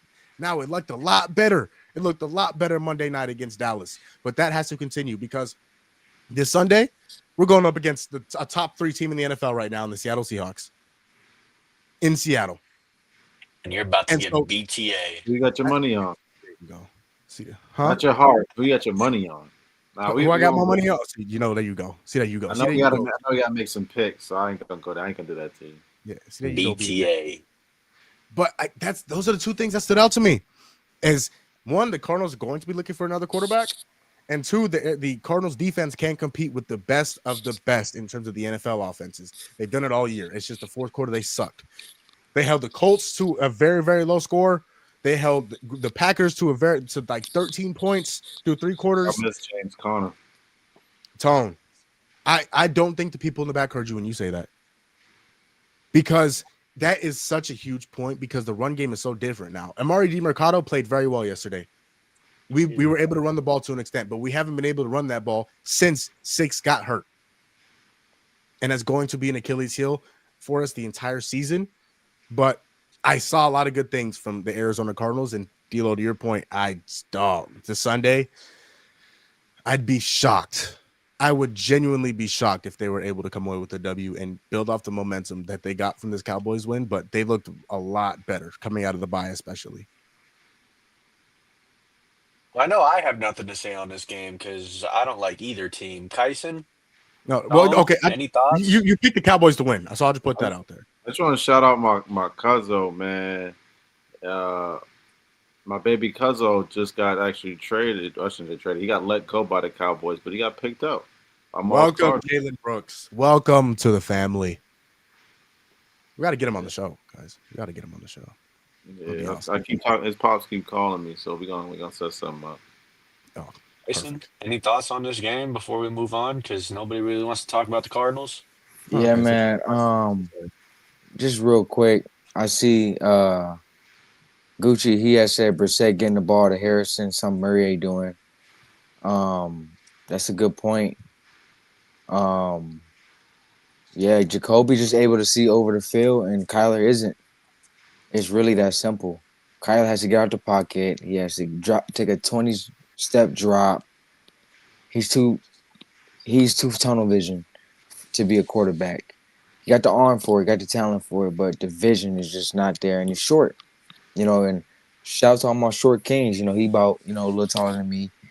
Um, and I would love to see Kyler succeed, but I just don't see it happening in Arizona. But I think that's obvious. The Cardinals could easily be 6-3. Like they've lost fourth quarter after fourth quarter after fourth quarter, and they almost did it last night. But one thing that was different this time around was Walter Nolan. Man, oh, Kyson, kid's a thank you. beast. That kid's a Thank you beast. for bringing Like that man's name up. he was wreaking havoc, cream pressure. He even got him a sack. Josh Sweat, unbelievable signing. Like that D line was nasty. And again, I've been defensive oriented all day, basketball and football. Cardinals defense. I said this at the beginning of the season. Cardinals defense is legit. And Yeah, I you did did. not know Walter Nolan was the missing piece. NFL debut. And he went crazy. Now, granted, Cowboys O line isn't the best, obviously, but you gotta give credit where credit is due. And so I think that they can compete against Seattle. I really do. It's a divisional game. I don't see Seattle blowing them out. I see it being a very competitive game. But if you're going to leave it to Jacoby to win you the game, you lost. You lost. Because Jacoby, that's just not his game. Yeah, And it's just unfortunate, the college situation. On the Cowboy side, they suck.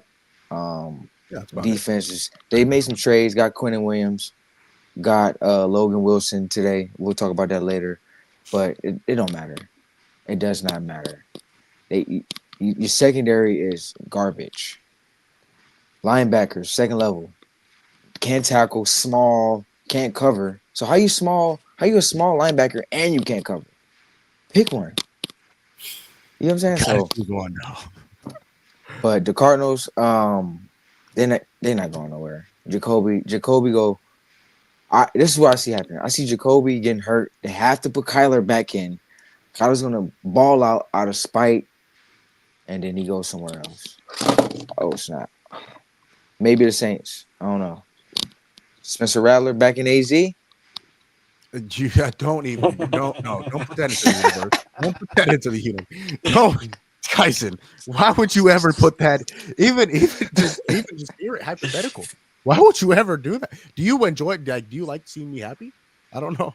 Like, No, Did Gucci say send not when it Kyler comes to to his sports. team? Look, if you lock in on being a Cardinals fan, you drop this Mahomes gimmick, then Yeah. I'll be happy. Then Oh, I'll I'd be then so happy for you. okay, whoa. Okay, again, for the 78th time, I want to clear that I am a Cardinals fan. But I support Patrick Mahomes because he's my favorite Doesn't player. seem like it. How they do this week? Anyway, Anyways, Gucci mentioned. I think he was talking about Marvin Harrison Jr. Again, coming from the Rams fan, and you have Puka Nacua and Devontae Adams. I think he might be talking about Kyler. That's what I thought he was talking about. Kyler. wow, Baker Because Mayfield him. If he's this, Little talking about back hey, up. Kyler, listen, Little back up. Stafford. I'd love to play Kyler twice a year. Really, how much longer does Stafford have until he decides to retire? Obviously, he's playing at an elite level right now. Send Yeah. him to the Niners, cause Kyle Shanahan, man, Kyle Shanahan will get the he get most him out of right Kyler. the most. Kyle Shanahan got a juice to make him taller. All right, get out of here. Hey man, he got some. I'm just asking. They got that little surgery now. I heard Oh, about it. you get the little back fat and put it in your knees and get extended. You seen that? All right. Oh yeah, they take the little back, the little fat you got in your back. I And they think for put it in your Kyler, knee. man, it's mental, man. I think for him, it's mental. Like he's already been hurt twice. Like I think like him standing in that pocket because there was a lot of throws Jacoby was a point second away from getting sacked, but he's still in the pocket, delivered the ball. Kyler's not doing it. He's No. just not. And And I think that he's speaks wonders. traumatized. That speaks You know what? wonders I know where he needs to go. To the Diamondbacks. the New England Patriots. Oh, No. The no. New England Was he originally a Patriots. baseball player? He was a baseball He's player, but not we trying got to a move to shortstop. Utah now, though. We got Jerry. We got Jerry. We don't need a shortstop, and we don't need a second. Actually, we might. That's Need where a the A's are at right now, Utah. I thought they were in Vegas. I'm Sacramento. thinking about the Coyotes. Anyway, you said Diamondbacks. I'm thinking about the Coyotes. There's hockey. Anyway, they're in I'm like, Utah. I didn't Moving. know he did that. He's a Let's Hey, just they move look on, good man. too. Because So Yeah, they have one of the best thinking the records in the Coyotes. They NHL. got out of here.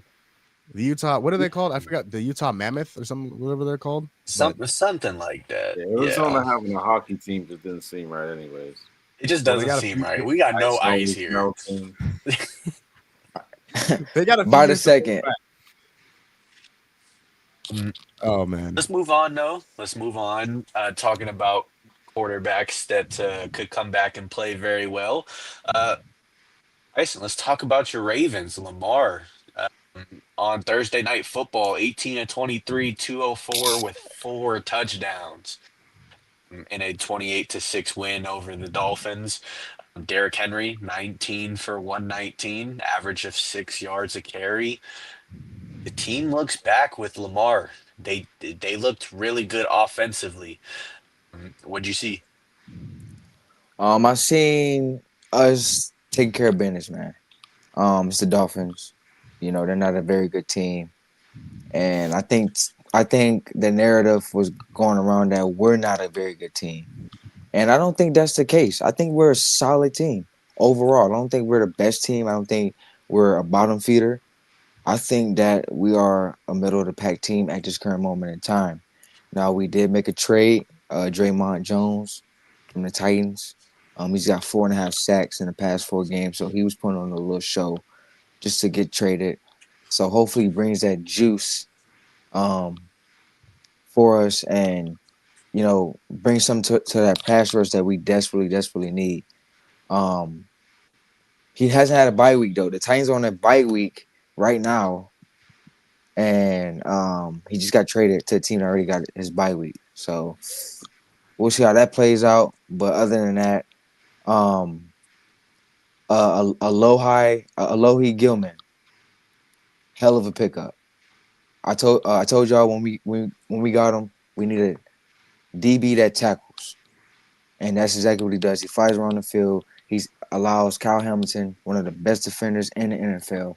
Forget safety. He's one of the best defenders. You put him anywhere, he makes a play, and that's exactly what Kyle Hamilton was able to do because of Gilman, able to not only be great in coverage but also come down, make the tackles that we need to.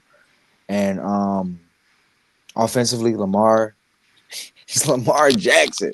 Are you kidding me? And we were talking about in the group chat, like I'm just so infuriated because the Ravens need to be trading every single draft pick we got. Like, what are we doing? We got Lamar Jackson on the squad, arguably top 3 quarterback in his league consistently when healthy. Yes. So when you got that supreme talent, you got to do what you got to do, man. You got to give him the talent. Give him Jalen Hurts talent. Give him the receivers. Give him the defense. And we're just not doing that for him right now. And it pains me because you see what the guy do, man. Like effortlessly, not running. Don't you got the bat hammy. We're not doing too much running. We stand in the pocket. We're accurate. We're making every we're getting every ounce of the possession in terms of red zone offense, scoring almost every possession. That's exactly what we asked from.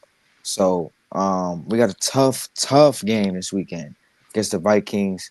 I expect us to show up. I believe it's in Minnesota, if I'm not mistaken. So hey, that's a tough game, man. That's the same question I asked Maul. Where's your money at? Now I we in got all. I got my squad, baby. I got my squad. I don't never bet on the Ravens ever. That's just my rule. That sounds like a heart. And look, Gucci, right on point. It's the Dolphins. On God, like yep. we I was just just about to It say, we is. did You Well, can't tell me it was the Cowboys. You can't tell me it was just the that was the Cowboys. first thing I said. It's the Dolphins. Okay. All right, But this weekend we got the Vikings. I expect us to take care of business. Lamar, speaking of, now that Lamar is back, he had a great game, albeit the Dolphins. Do the Ravens have enough now to go out and still win the division? Yes. And it's not because the Ravens are just still this powerhouse in the AFC, this loaded team. It's by default. It's by default. And that's just the way the AFC North is. The Bengals just lost a absolute shootout. I've never seen worse tackling on a single play in my entire life in that play against the Bears, but they lost a shootout to the Bears. They also lost to the Jets last week, and so they're on a losing streak right now. The Steelers, they just beat the Colts. Now their defense finally looked like the way that it's supposed to look, turning the Colts over 6 times. Danny Six Dimes. times. Danny Dimes turned into Danny Dimes.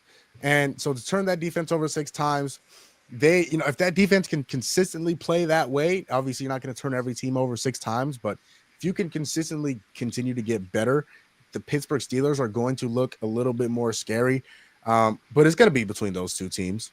Obviously, the Bengals and the Browns are just absolute crap shows right now. So it's going to be between the Steelers and the Ravens, and it comes down to, can the Steelers be more consistent than the Ravens? Simple as that. Can they be more consistent? Can they execute down the stretch better than the Ravens? And right now, I couldn't tell you who's going to win that division. I don't even have an idea who's going to win that division. But it's going to be close coming down the stretch because Lamar Jackson is, and Tyson, you said arguably, Lamar Jackson, when healthy, is a top 4 quarterback in the league, wherever you want to put him in terms of the top 4. But that's not arguable to me. That's certified. But because of the playmaker he is and getting him back and the energizer, the jolt that's going to give the Ravens for the rest of the season, that's going to be big. And so for that, they still have a chance to win the AFC. But not just me, his mic quality just dipped right there, right? Okay, I It's thought so. definitely I think the I think the process. mic unplugged. Something happened there. Man, Danny Dimes, he had like 5 turnovers. Like, bro, what are we That's doing? insane. Hold on. Is it better? Is it Yeah, better it's good now? now. Yeah. It's good now. Okay. You He gotta had take one job, bro. Yeah. One. Owen, any That was thoughts good. on the Ravens before we move over to the team that I know absolutely nobody wants to talk about? It's a great point. I just wanted to, I know I was being funny making faces, but it's good to see Lamar back, man. It's good for the NFL. Um, I I was a big time fan of Michael Vick back in the day, and he's one of those guys that kind of reminds you of him. It's dope to see Lamar sitting in the pocket a little bit more, showing off his arm strength, showing off his precision. And yeah, it's just good. It's good. It's good for football. Well, then let's get into it because you John was good, my obviously. boy. John in the chat. Holiday. Of course, him reacting to Holiday, my mic Shout out turning to off and then Holiday. yeah. holiday. That's Yeah, a yeah, holiday. yeah, bro. Got to get on you at all times. Oh yeah, oh yeah. Yeah. See that's the thing. I'm like the couch pillow. Yeah, we just Okay, what was that? So that is the motion you All decide to right. do. yeah. That This your guys, head. This your head. Oh, that doesn't make it any better, Kyson. That doesn't make it. Oh wait. This your head now because you got the ball joint. See, there you go. See, why? See, there you go. Yeah, you know what? move, Uh, moving on. oh, that, John, I'm sorry you got to see that, brother. I'm So sorry. sorry you had to see that. You might have to do like the blur joint. Not Yeah, it's just was wild. Oh, okay. But Sorry, D'Lo. Drive, brother. obviously, Tone making faces when Kyson said top 2 or 3 quarterback because he has a different opinion on his guy out there in New England. And they won on Sunday, 24-23 against the Falcons. Um, And it's a good thing that they came out and won this game because this outside of week one against the Raiders, might have been the worst that Drake May looked in terms of this season. So, Tone, what are you seeing from this New England team? I'm a contributor to sometimes you play down to your competition. Like it happens. Drake has been phenomenal at not turning over the the football all season. And yeah, this was one of those games where he looked a little more sloppy than usual. But like you said, we won the game. A win is a win. We win by a half point, 1 point, whatever the case may be. You won the game. Um, and yeah, keeping it rolling, man. It was last year, I believe, that I said to Maul that yeah, all he needs is one more year. And I will say that I questioned Gerard Mayo's coaching abilities. Vrabel has turned things around. We're back to being that defensive minded team, and we're not turning the football over. I love it. I can't see the future. I don't know how long this is gonna last. But Drake he's one of those guys, man. And you get one of those quarterbacks, you keep a hold of him, and he just has a professional mindset, which Tommy had, and so a lot of people back home are loving the way he speaks in interviews, the way he carries himself on and off the field. And I really think where as far as we can go, as far as he can lead us, which I don't know if this year is our year, but as long as we continue to build, especially on the defensive end, if we can get healthy. I'm excited, man. I'm excited. We're happy to be New England fans again, baby. Can wear these colors proudly again. Jamal Yeah, ready to hate. yeah, I you mean, can smell he it. has 6 championships. Can anybody else win one? Can anybody Listen, else enjoy happiness? hey, man, it's not our fault we drafted right. You know what I'm saying? A lot of people Execution. question whether he was going to be this caliber quarterback because they're hard to find. You know what I'm saying? And sometimes it's a toss up. You see what they do in college, and you wonder if it's going to transfer to the NFL. It's a different league. But he's that guy, man. He's that guy. He's got the poise in the pocket, and he's a marksman. Maul, I want to move over to you real quick because I want to talk about this Falcons team. At certain points this year, they've looked like they could be one of the best teams in that division and compete with Tampa Bay. Obviously, that game against Buffalo, where Buffalo was undefeated going into that week, and then they lost, right? And then there are weeks where they get shut out by the Carolina Panthers. What's going on down there in Atlanta? See inconsistency, D'Lo. This team has zero consistency in its play, especially on the offensive side of the ball. We've talked about Bijan Robinson. He, I believe, is one of the best backs in football. I think he's top 5, at the very lowest, top 5. You got to get him the football. You have to get the ball in his hands. Now, whether that's Michael Penix, whether that I'm not sure who the offensive coordinator is. I know it used to be Arthur Smith, but whether that's Michael Penix or whoever the OC is, you got to get the ball in Bijan Robinson's hand. Now you saw Drake London and what he was able to do against a very good Patriots defense, 3 touchdowns, 9 catches, I believe it was like 111 yards like that. He was dominant on Sunday. But you have more playmakers than that. You have 2 other playmakers that you need to be getting involved, and they're just not getting involved. And on defense, they have pieces. They have first round pick James Pierce, and he's been good. He hasn't been great. This team has to gain more consistency, D'Lo. How they do that, I'm not exactly sure. Because again, you mentioned one week they get blown out 30-0 by the Panthers, who are apparently a good football team now. And then the next week you beat an undefeated Buffalo Bills team. The inconsistency is the biggest problem with this Falcons team. And they just refuse to consistently get the ball into the playmakers' hands, Dylan. In order for them to win and be more competitive, they're going to have to do that. Can I make a quick shout out real quick? First, I want to shout out Stephon Diggs. He's got a touchdown, Yeah. second week in a row. And then I just feel like I got to shout out Cardi B. You know what I'm saying? That's what. Listen, um, Taylor Swift not as much, but if you want to show Cardi B, as much as I have a lot less of a problem with showing Cardi B than Taylor Swift.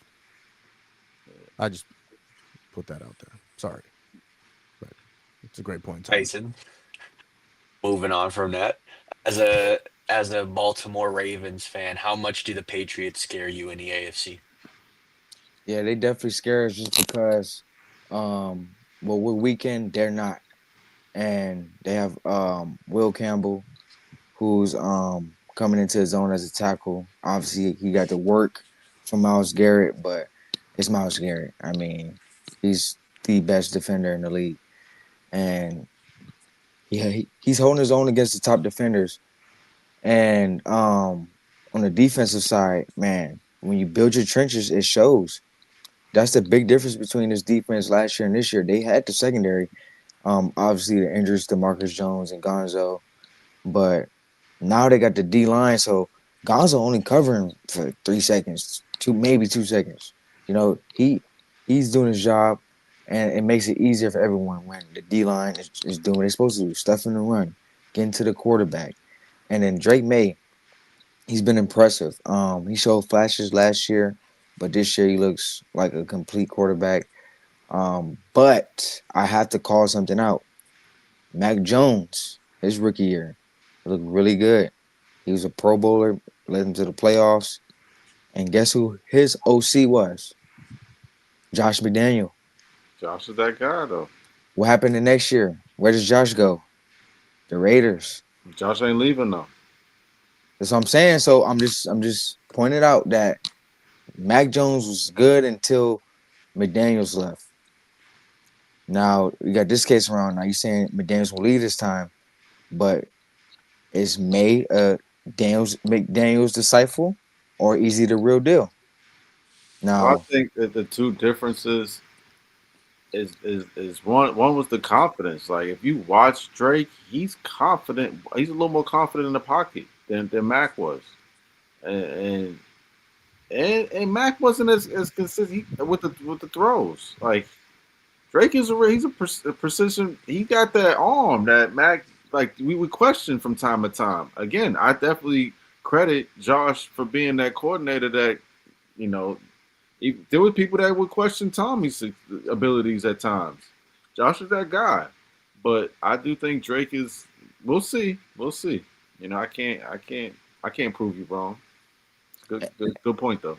and one thing that we've seen though, not only from Drake May, but glimpse from Bo Nix.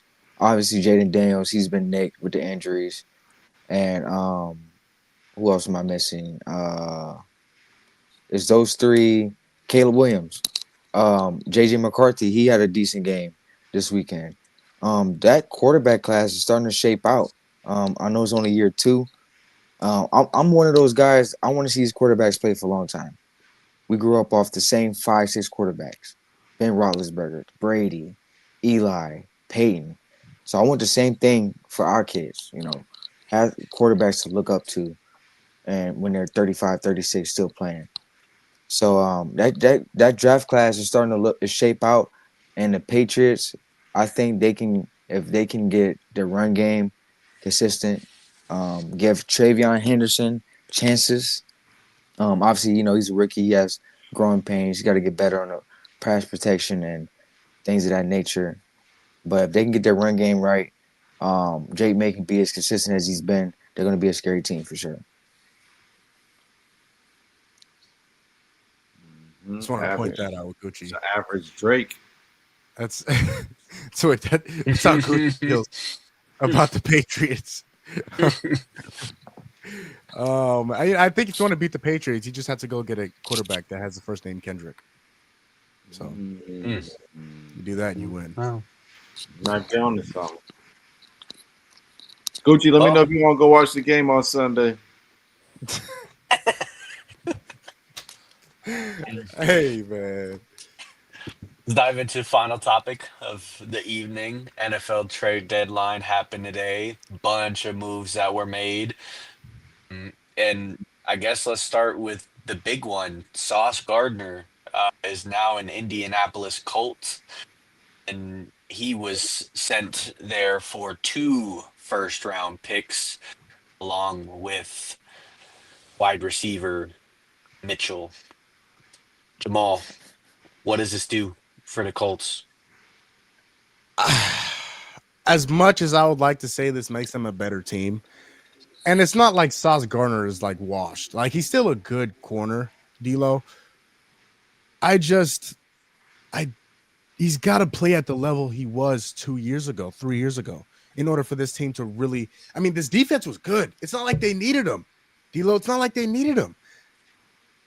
They have playmakers on there. They went out and got Cam Bynum this offseason. Charvarius Ward, who again was hurt on a freak accident. Hopefully he'll be back soon. But for them to give up 2 first-rounders for Sauce, I mean, he's going to be with you for a while, right? He's going to be with you for a while. Now it's up to the Jets to see if they can hit on those first-rounders. They did hit on Sauce Gardner and Quentin Williams, who we'll talk about in a minute, like you said. Now this could either really work out well for them, or it could really, really, really backfire after giving up 2 first-rounders for Sauce Gardner. I just giving up 2 first-rounders worries me a little bit. But if you're going to win right now, I think this is a great move for the Colts. I can't imagine it hurting them right now. Again, in terms of this year going to win a championship, I think it works out okay. I think it elevates that defense. Again, it shores up that back end. And again, they already have the pass rush. They have Latu. They have Kwity Paye. They have guys who can get there. They have DeForest Buckner. They have guys who can get to the pass rusher. And now they have guys who can cover on the back end. I think it helps them a lot. And again, playing against some of these quarterbacks in the AFC, the Patrick Mahomes, the Josh Allens, the Lamar Jacksons, these guys that you're going to see in the playoffs when that time does come around, having a Sauce Gardner and a Charvarius Ward and a Cam Bynum and a DeForest Buckner and a Kwity Paye and a Leatu Latu, having those guys is going to help go against those elite premier players. And so again, I think it helps them. But again, the 2 first-rounders worries me a little bit though, D'Lo. Tyson, what are your thoughts? 2 first-rounders for Sauce Gardner. You think the Jets come out on top in this trade? I mean, this is a Daniel Jones topic, if you ask me. The Colts are saying we believe in Danny Dimes. He was Indiana Jones, but after that performance, he's reverted back to Danny Dimes, and that's kind of why I'm a little skeptical on this move, because that's basically what you doing. You basically saying, "Hey man, this is our guy. We rocking with him and we rolling, especially this year." But Sauce is a great player, and schemes matter. We've seen that with the Ravens. Ravens have a bunch of good players, and they look terrible this year because of the scheme. The scheme either doesn't fit them, or they don't believe in it, so they're not executing it. And I think that the Jets' identity was blitz a lot, play man coverage, and we'll go from there. And they kept doing that without a pass rush. So you got Sauce out there dangling for a long time. Him and Reed, I mean, just out there, they just looking. So this time around, as Jamal mentioned, they got pass rushers out the wazoo in Indianapolis, and they're going to get to the quarterback, and they play zone. So Sauce can be in his Richard Sherman bag, play over top, get him picks, be a ball hawk, and then now we have Sauce. Now we can send more pressures. This makes the Colts more flexible on D because they lost Travarius. So I think it's a great move for now, but it's a move that basically says, hey man, we believe in Daniel Jones, and if that is what your answer is, my answer to that is, what's the question? Because in order to beat Patrick Mahomes, you got to outplay him. It's that simple. You got the best defense in the world. You still got to outplay Patrick Mahomes. You got to outplay Josh Allen. You got to outplay Stafford. You got to outplay Darnold. So I'm not entirely too sold on this Colts team just yet. They're a very good team, very well coached. But this is a very risky move. It will pay off for now, but we will see down the road. But real quick on the Jets, this is one of those moves. It's a make or break move for sure on both sides. The Jets, this is a risky move on their side as well. Obviously, you get 3 first-round picks today. You get 2 players as well. I think getting Adonai Mitchell was actually clutch because now you get Justin Fields, a receiver, a deep threat. So the Jets are And gonna jet, the but funny thing about that is when AB Mitchell, when he dropped the ball before he went in the end zone, hasn't seen the field since. hey, so Hadn't he seen the field ready. since. He ready. Yeah, he ready to go. So he ready to go to He New York, definitely and is. boy, you better carry that ball into the end zone. Alan, thoughts on this Sauce move?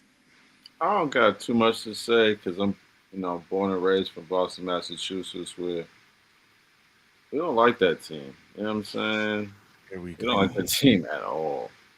Um, but I'd have to agree with Kyson. They pretty much all in on Daniel Jones, so it's gonna be interesting to see um, how he plays out the rest of the season. If he reverts back to the Daniel Jones that people were saying it can contend for an MVP, maybe. But Danny Dimes definitely ain't doing that. Um, but yeah, their defense they've added more to it, and they're rolling right now. So it'd be interesting to see how they continue to roll and if they can contend later in the season.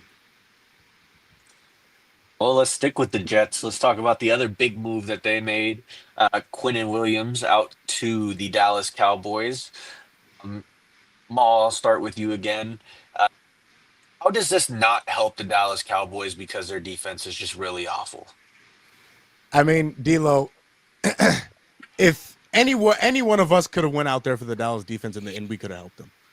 Like that's how bad, that's how much of a joke this Dallas Cowboys defense is. They are awful. The only team worse than them defensively is the Cincinnati Bengals, and they give up 78 points a game. So Quinnen Williams is going to help. He's a premier player. He's a very, very good defensive tackle.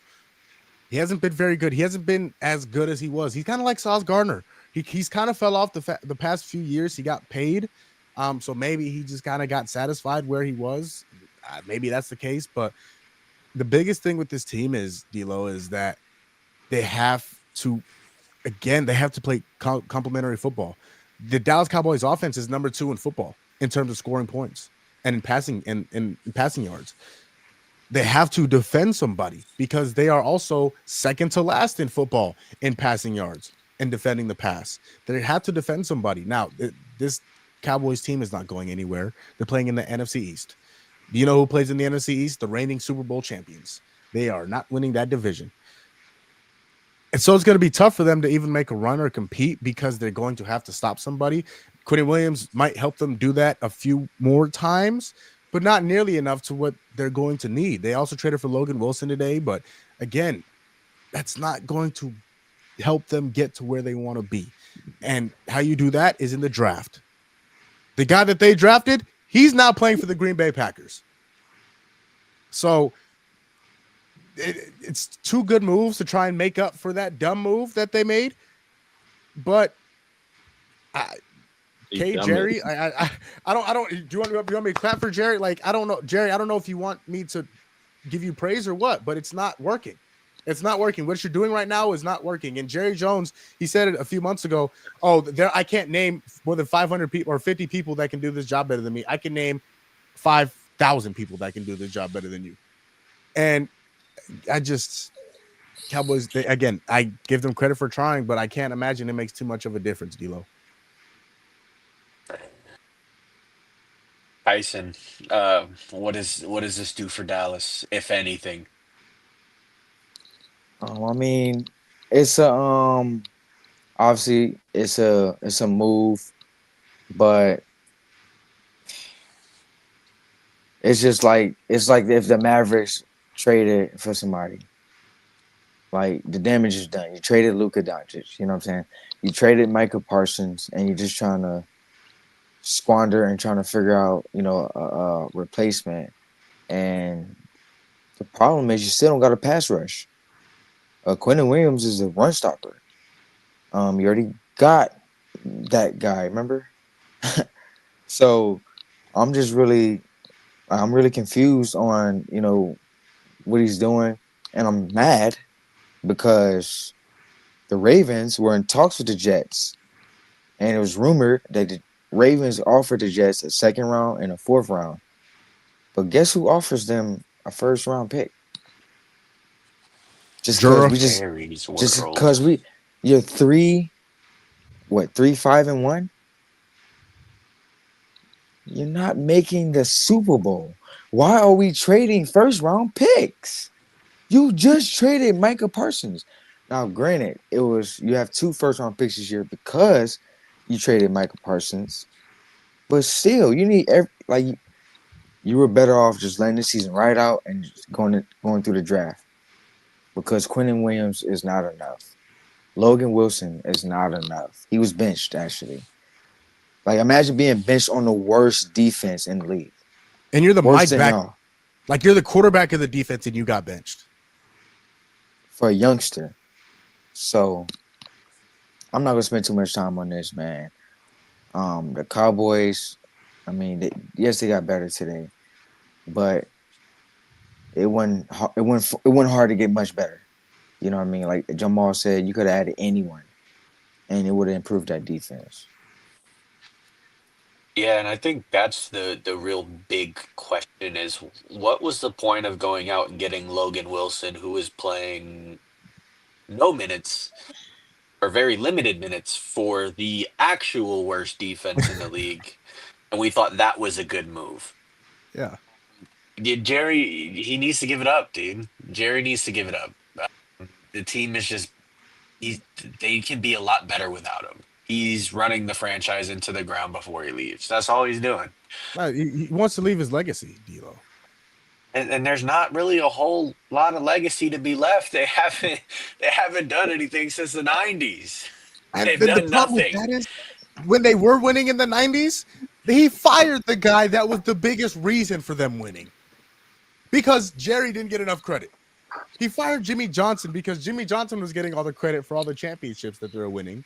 And so Jerry got selfish, got intimidated, and so decided to fire him.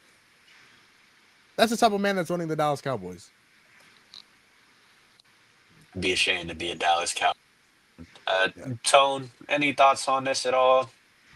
Well, I have a friend of mine who's from Dallas, big Cowboys fan, and he gave me a little insight. I asked him why he thought that move was made, and he said that he wasn't moving the needle. And I thought that was interesting. He said whether they had Micah or they didn't, they were likely going to be in the same position that they're in right now. And so once he said that, I said, well, then that kind of makes that a good decision because you would have had to pay him an astronomical amount of money. And if you didn't think that he was going to make any difference, and you move on. And I asked him, I was like, so this is like the same effect from the Luca. And he was like, yeah, it's pretty much the same exact deal. And as much as it's likely going to bother the fans, you have to think long term if you're not going to have short term success. Yeah, I mean that's a good way to look at it. Now, real quick, D'Lo, I do just want to go over some of these comments that we have. Daniel said the only thing that would help the Cowboys defense is if they could get the Avengers. Couldn't agree more.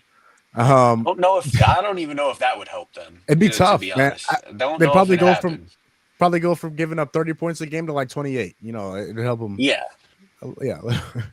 Gucci said at this point, New York don't need 2 teams no more. They just wasted time.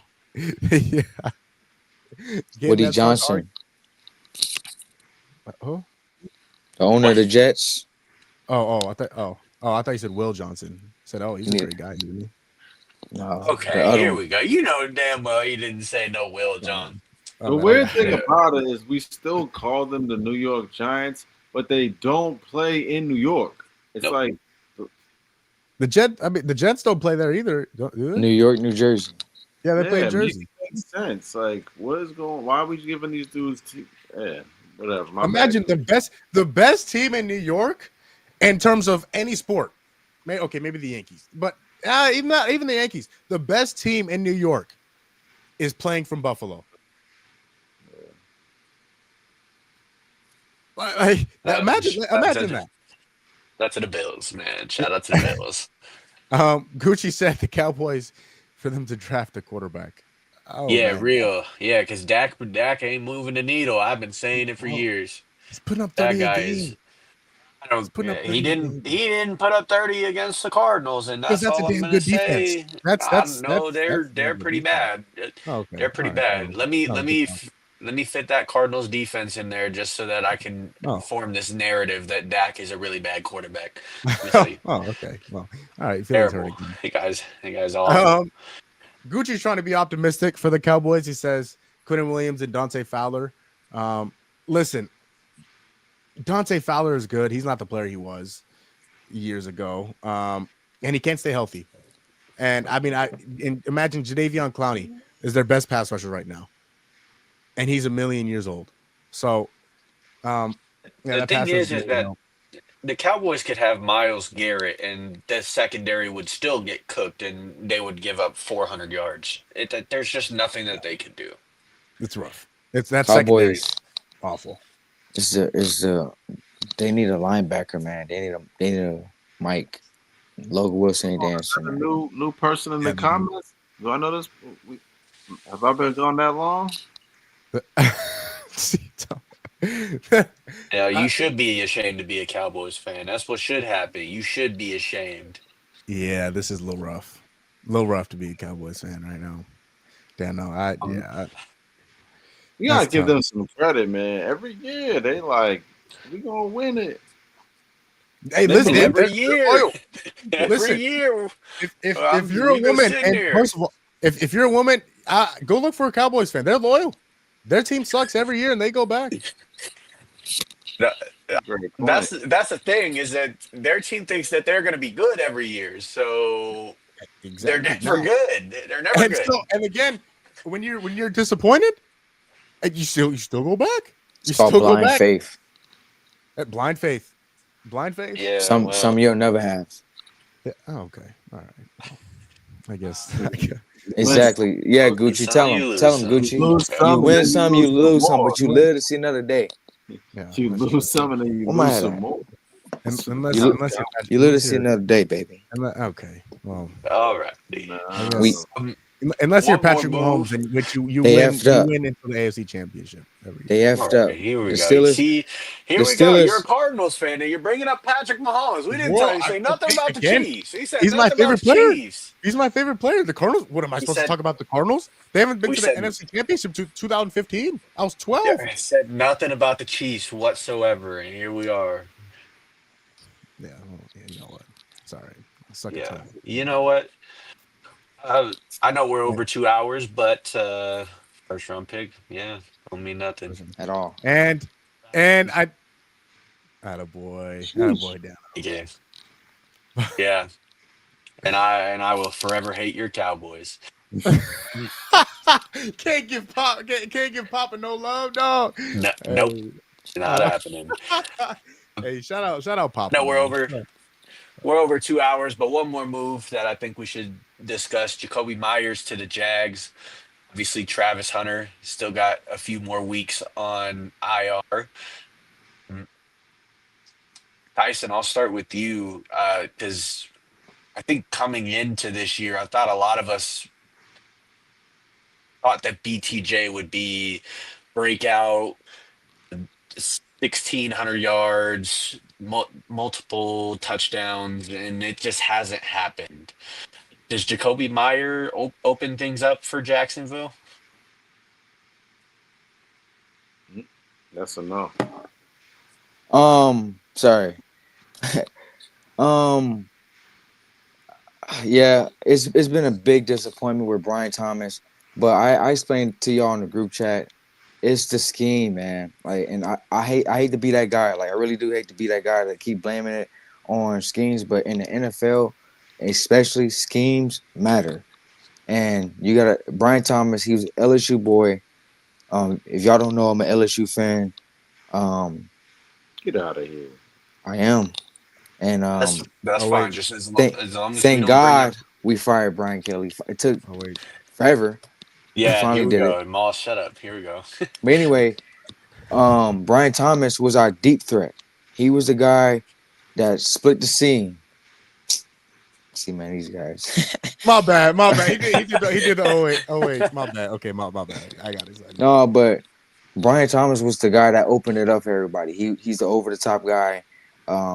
Post. Most of the time he's running a post or he's running a go route. And Malik Neighbors is just in between the numbers, in between the lines, get everything.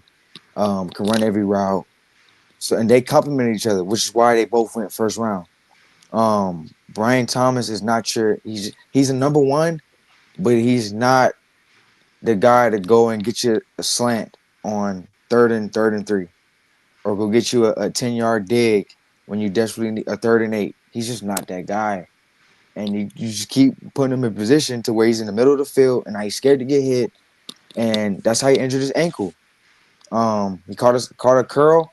He got like 20 yards, 20 or 30 yards after the catch, but you can see how timid he is. And he's not really trying to get tackled for real in the middle of that field. So it's unfortunate to see that he hasn't fulfilled his sophomore year as much as he did his freshman year. But Jacoby should help out. Jacoby's going to be that guy that gets 8-9 targets because he is one of those. He's a slot receiver.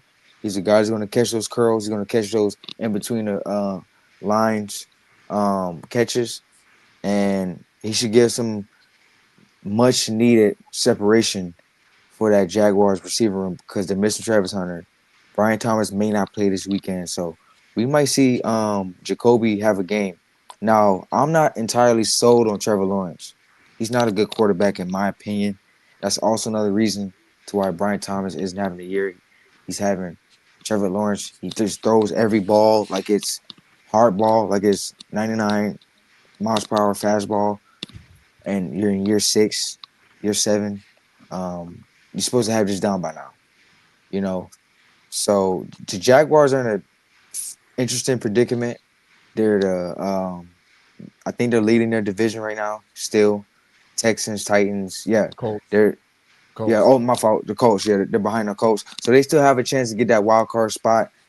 But Jacoby, he'll give them some help, but not much.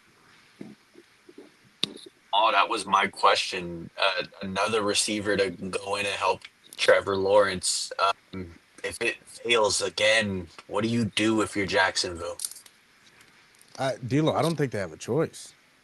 I think they're kind of in the position, and again, not to compare my team, but they're kind of in the position that the Cardinals were last season, right? Because they just paid Trevor Lawrence, so you're kind of stuck with them, at least for the next 2 years. And so you just kind of try to help him succeed in any way you can. And this was just another one of those moves. Jacoby Myers is a good football player. He's had some success in Vegas with the Raiders. He had a lot more success in New England with Tone's Patriots. But Jacoby Myers is not a needle mover, D'Lo. He's not one of these guys that's going to go get you 10, 11 catches for 150 on a consistent basis. He's not one of those guys. Now, do I think the Jacksonville Jaguars are asking him to be that guy? No, absolutely not. But the problem is they don't have any of those guys. And even when Travis Hunter was playing, it's not like he's having this tremendous impact.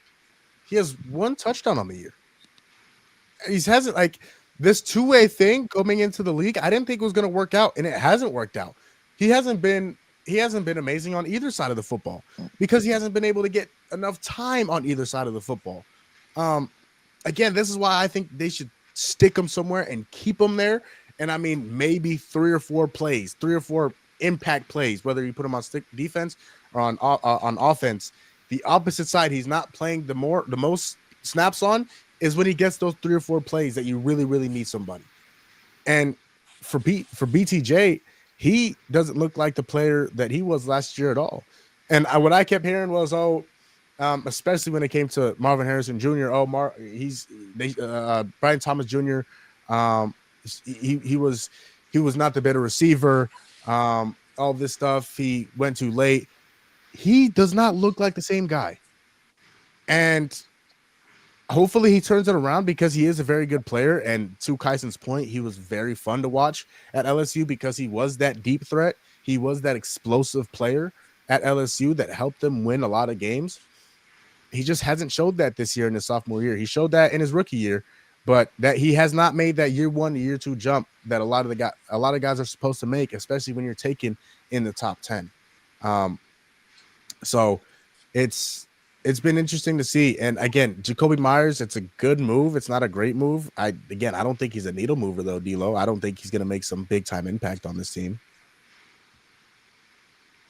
Yeah, I think Jacksonville is kind of in the Arizona boat right now, where they're just so unsure on if their guy is really the guy, and he's been shaky. And back when they were 4-1, and everyone was talking about how Jacksonville might have it this year, and I was just never a believer on the train. I'm still not. I'm not moved by Jacksonville in the slightest. So for me, it's just like this is sort of a lateral, and maybe Yeah. when they have all the pieces back, maybe it'll work out. But for me, this move seems pointless to me. And I thought that Jacoby was just going to go somewhere else where he was going to be more needed, like Denver. Really thought he was going to go to Denver. Didn't happen. So I don't know what this move does for them. Tone, any thoughts?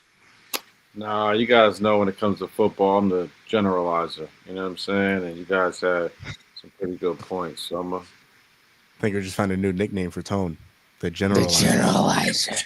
See that? I'm taking that sound and I'm putting it in the archive. I'm putting it in the sound box. I'm putting that. Hold on, let me just go ahead and mark that time. Oh, hey, Tyson, that was fantastic. no, you guys had some good points. Yeah. Well, I always thought Trevor Lawrence was going to be better than he's actually performed. I'll say that. Yeah, and listen, he's not 5'10". That's the most worrisome part. He's not good, and he's also taller than 6 feet. Mhm. Hey man, I think we're him. You I wanna think we're swap it him. out? Yes, in a heartbeat. Oh, and like that, I'd take Trevor Lawrence. Oh my gosh, he would fit perfectly in this offense. Look at that. Look at Just generalize. swap them. Look at the generalizer. Look at the Man, generalizer. I think the NFL right now has an epidemic of quarterbacks just trying to do too much. Like just trying to look like every play is looking for trying to be Baker Mayfield, break a tackle. Trying to be the hero. Trying to be the hero when just do what you got to do. Do open right there, just hit him real quick. I think Trevor Lawrence is a victim of that. Holds the ball way too long. I mean, Kyson, that's why guys like Jared Goff has been successful. That's why guys like Matthew Stafford have been successful. Jordan Love, they don't try to do too much. They make the plays when they need to be made. Whoa! You see how you try to sneak Jordan Love in like that?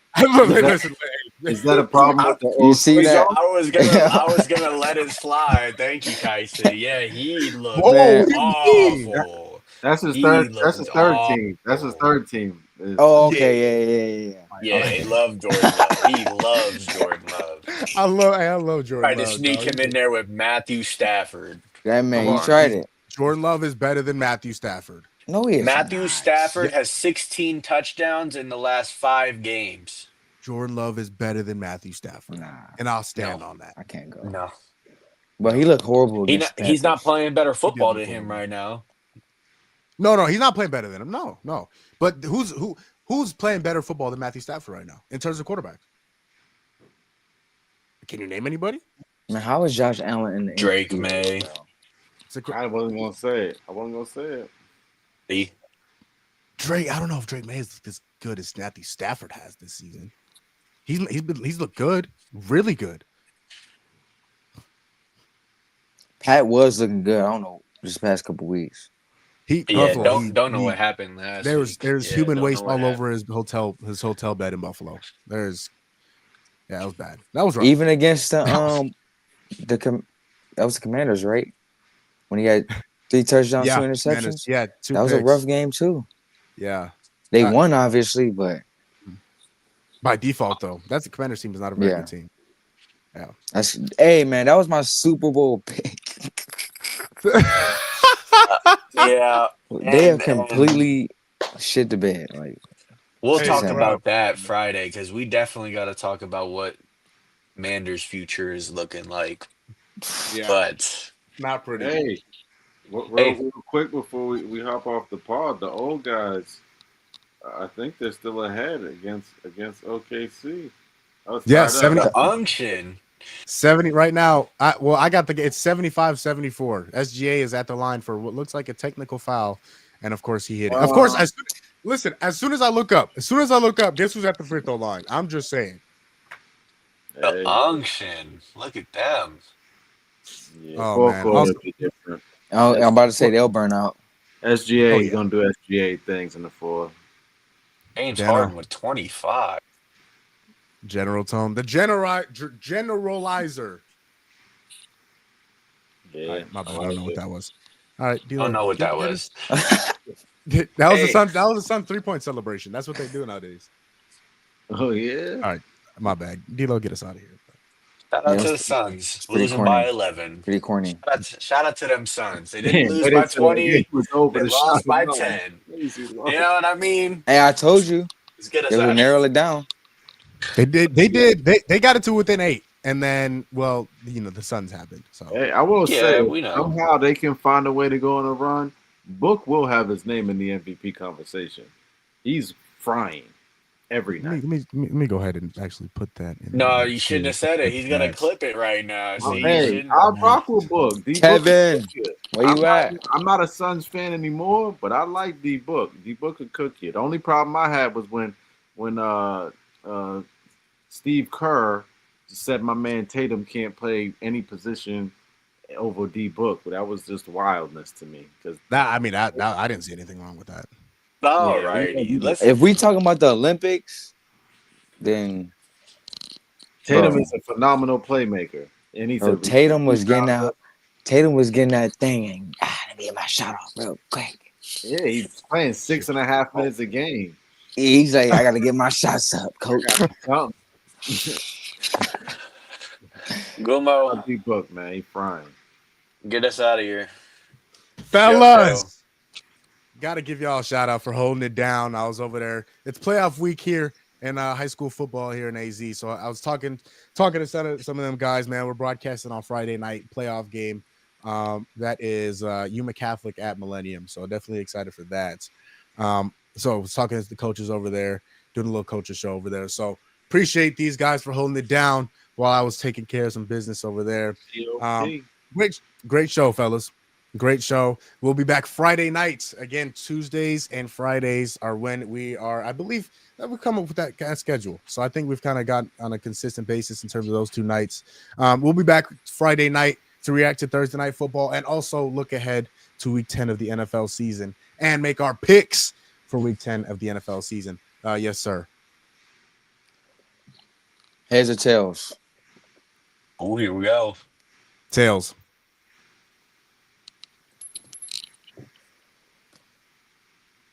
Heads. D-Lo, do you want the Thursday night game?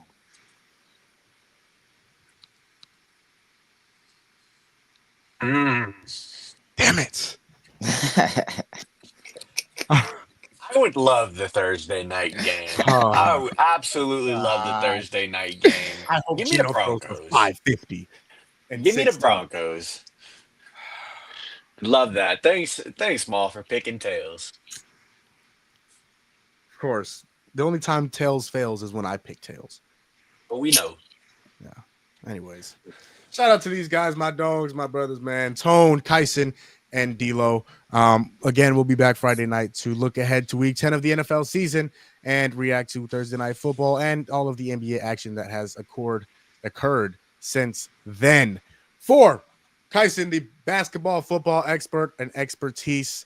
For Triple OG, my dog, my unk, Tone in the bottom Generalizer right. Tone. The generalizer. Oh, I'm so glad we got a new nickname for Tone. The generalizer. I get to add that into the intro now. Oh, I can't wait. The generalizer, Triple OG, Unc Tone, and of course D-Lo, or David, aka David Largo, aka Coles, D-Lo. Appreciate Let my me boy drive the doing bus. drive and do a little driving. Got his driver's license this weekend. Okay, D-Lo, go to a little driving on the pod. Appreciate y'all boys, Hey, man, I for did yours it truly. Tuesday or Friday. When did we go? Tuesday last week. The Halloween episode. I You know what you drove were then doing? too. Oh Yeah, snap! yeah. I'm taking Yeah, over the show. I'm taking it over. you know what? Rename it. It's It's no probably longer for the best. Gumball's. It's no longer Gumball Sports Machine. Here we Probably go. It's for the D-Lo best. knows. We can finally stop talking so much about Arizona sports. Okay, well, that's when I take back over. So all right, here we go. appreciate these guys again, as always. This show, this ship does not run without these gentlemen right here, as well as some other people, and most importantly, the people that are watching. Shout out to the people who've been watching: Dan, or Dano, Gucci, John, Jesse, who commented earlier. Shout out, Holiday. It's holiday. great guy. Yeah, my dog, man. But shout out to everybody who's watching and who watched after the live, of course. As always, man, you matter. Nobody else is gonna tell you I love you. You woke up this morning. Do not take it for granted. Be appreciative, be grateful, and tell the people that you love that you love Like, them. comment, subscribe. Like, comment, subscribe. John Holiday, man, that's my dog, man. I can't wait to see you whenever we do meet. Like whenever I do see you again, that's my dog, man. TikTok, BBF Holiday, also great. A lot of great content on there. He live stream almost every day. So that again, BBF Holiday on TikTok. One of these days, I'm gonna remember to put it in the description. As always, like I said, you matter.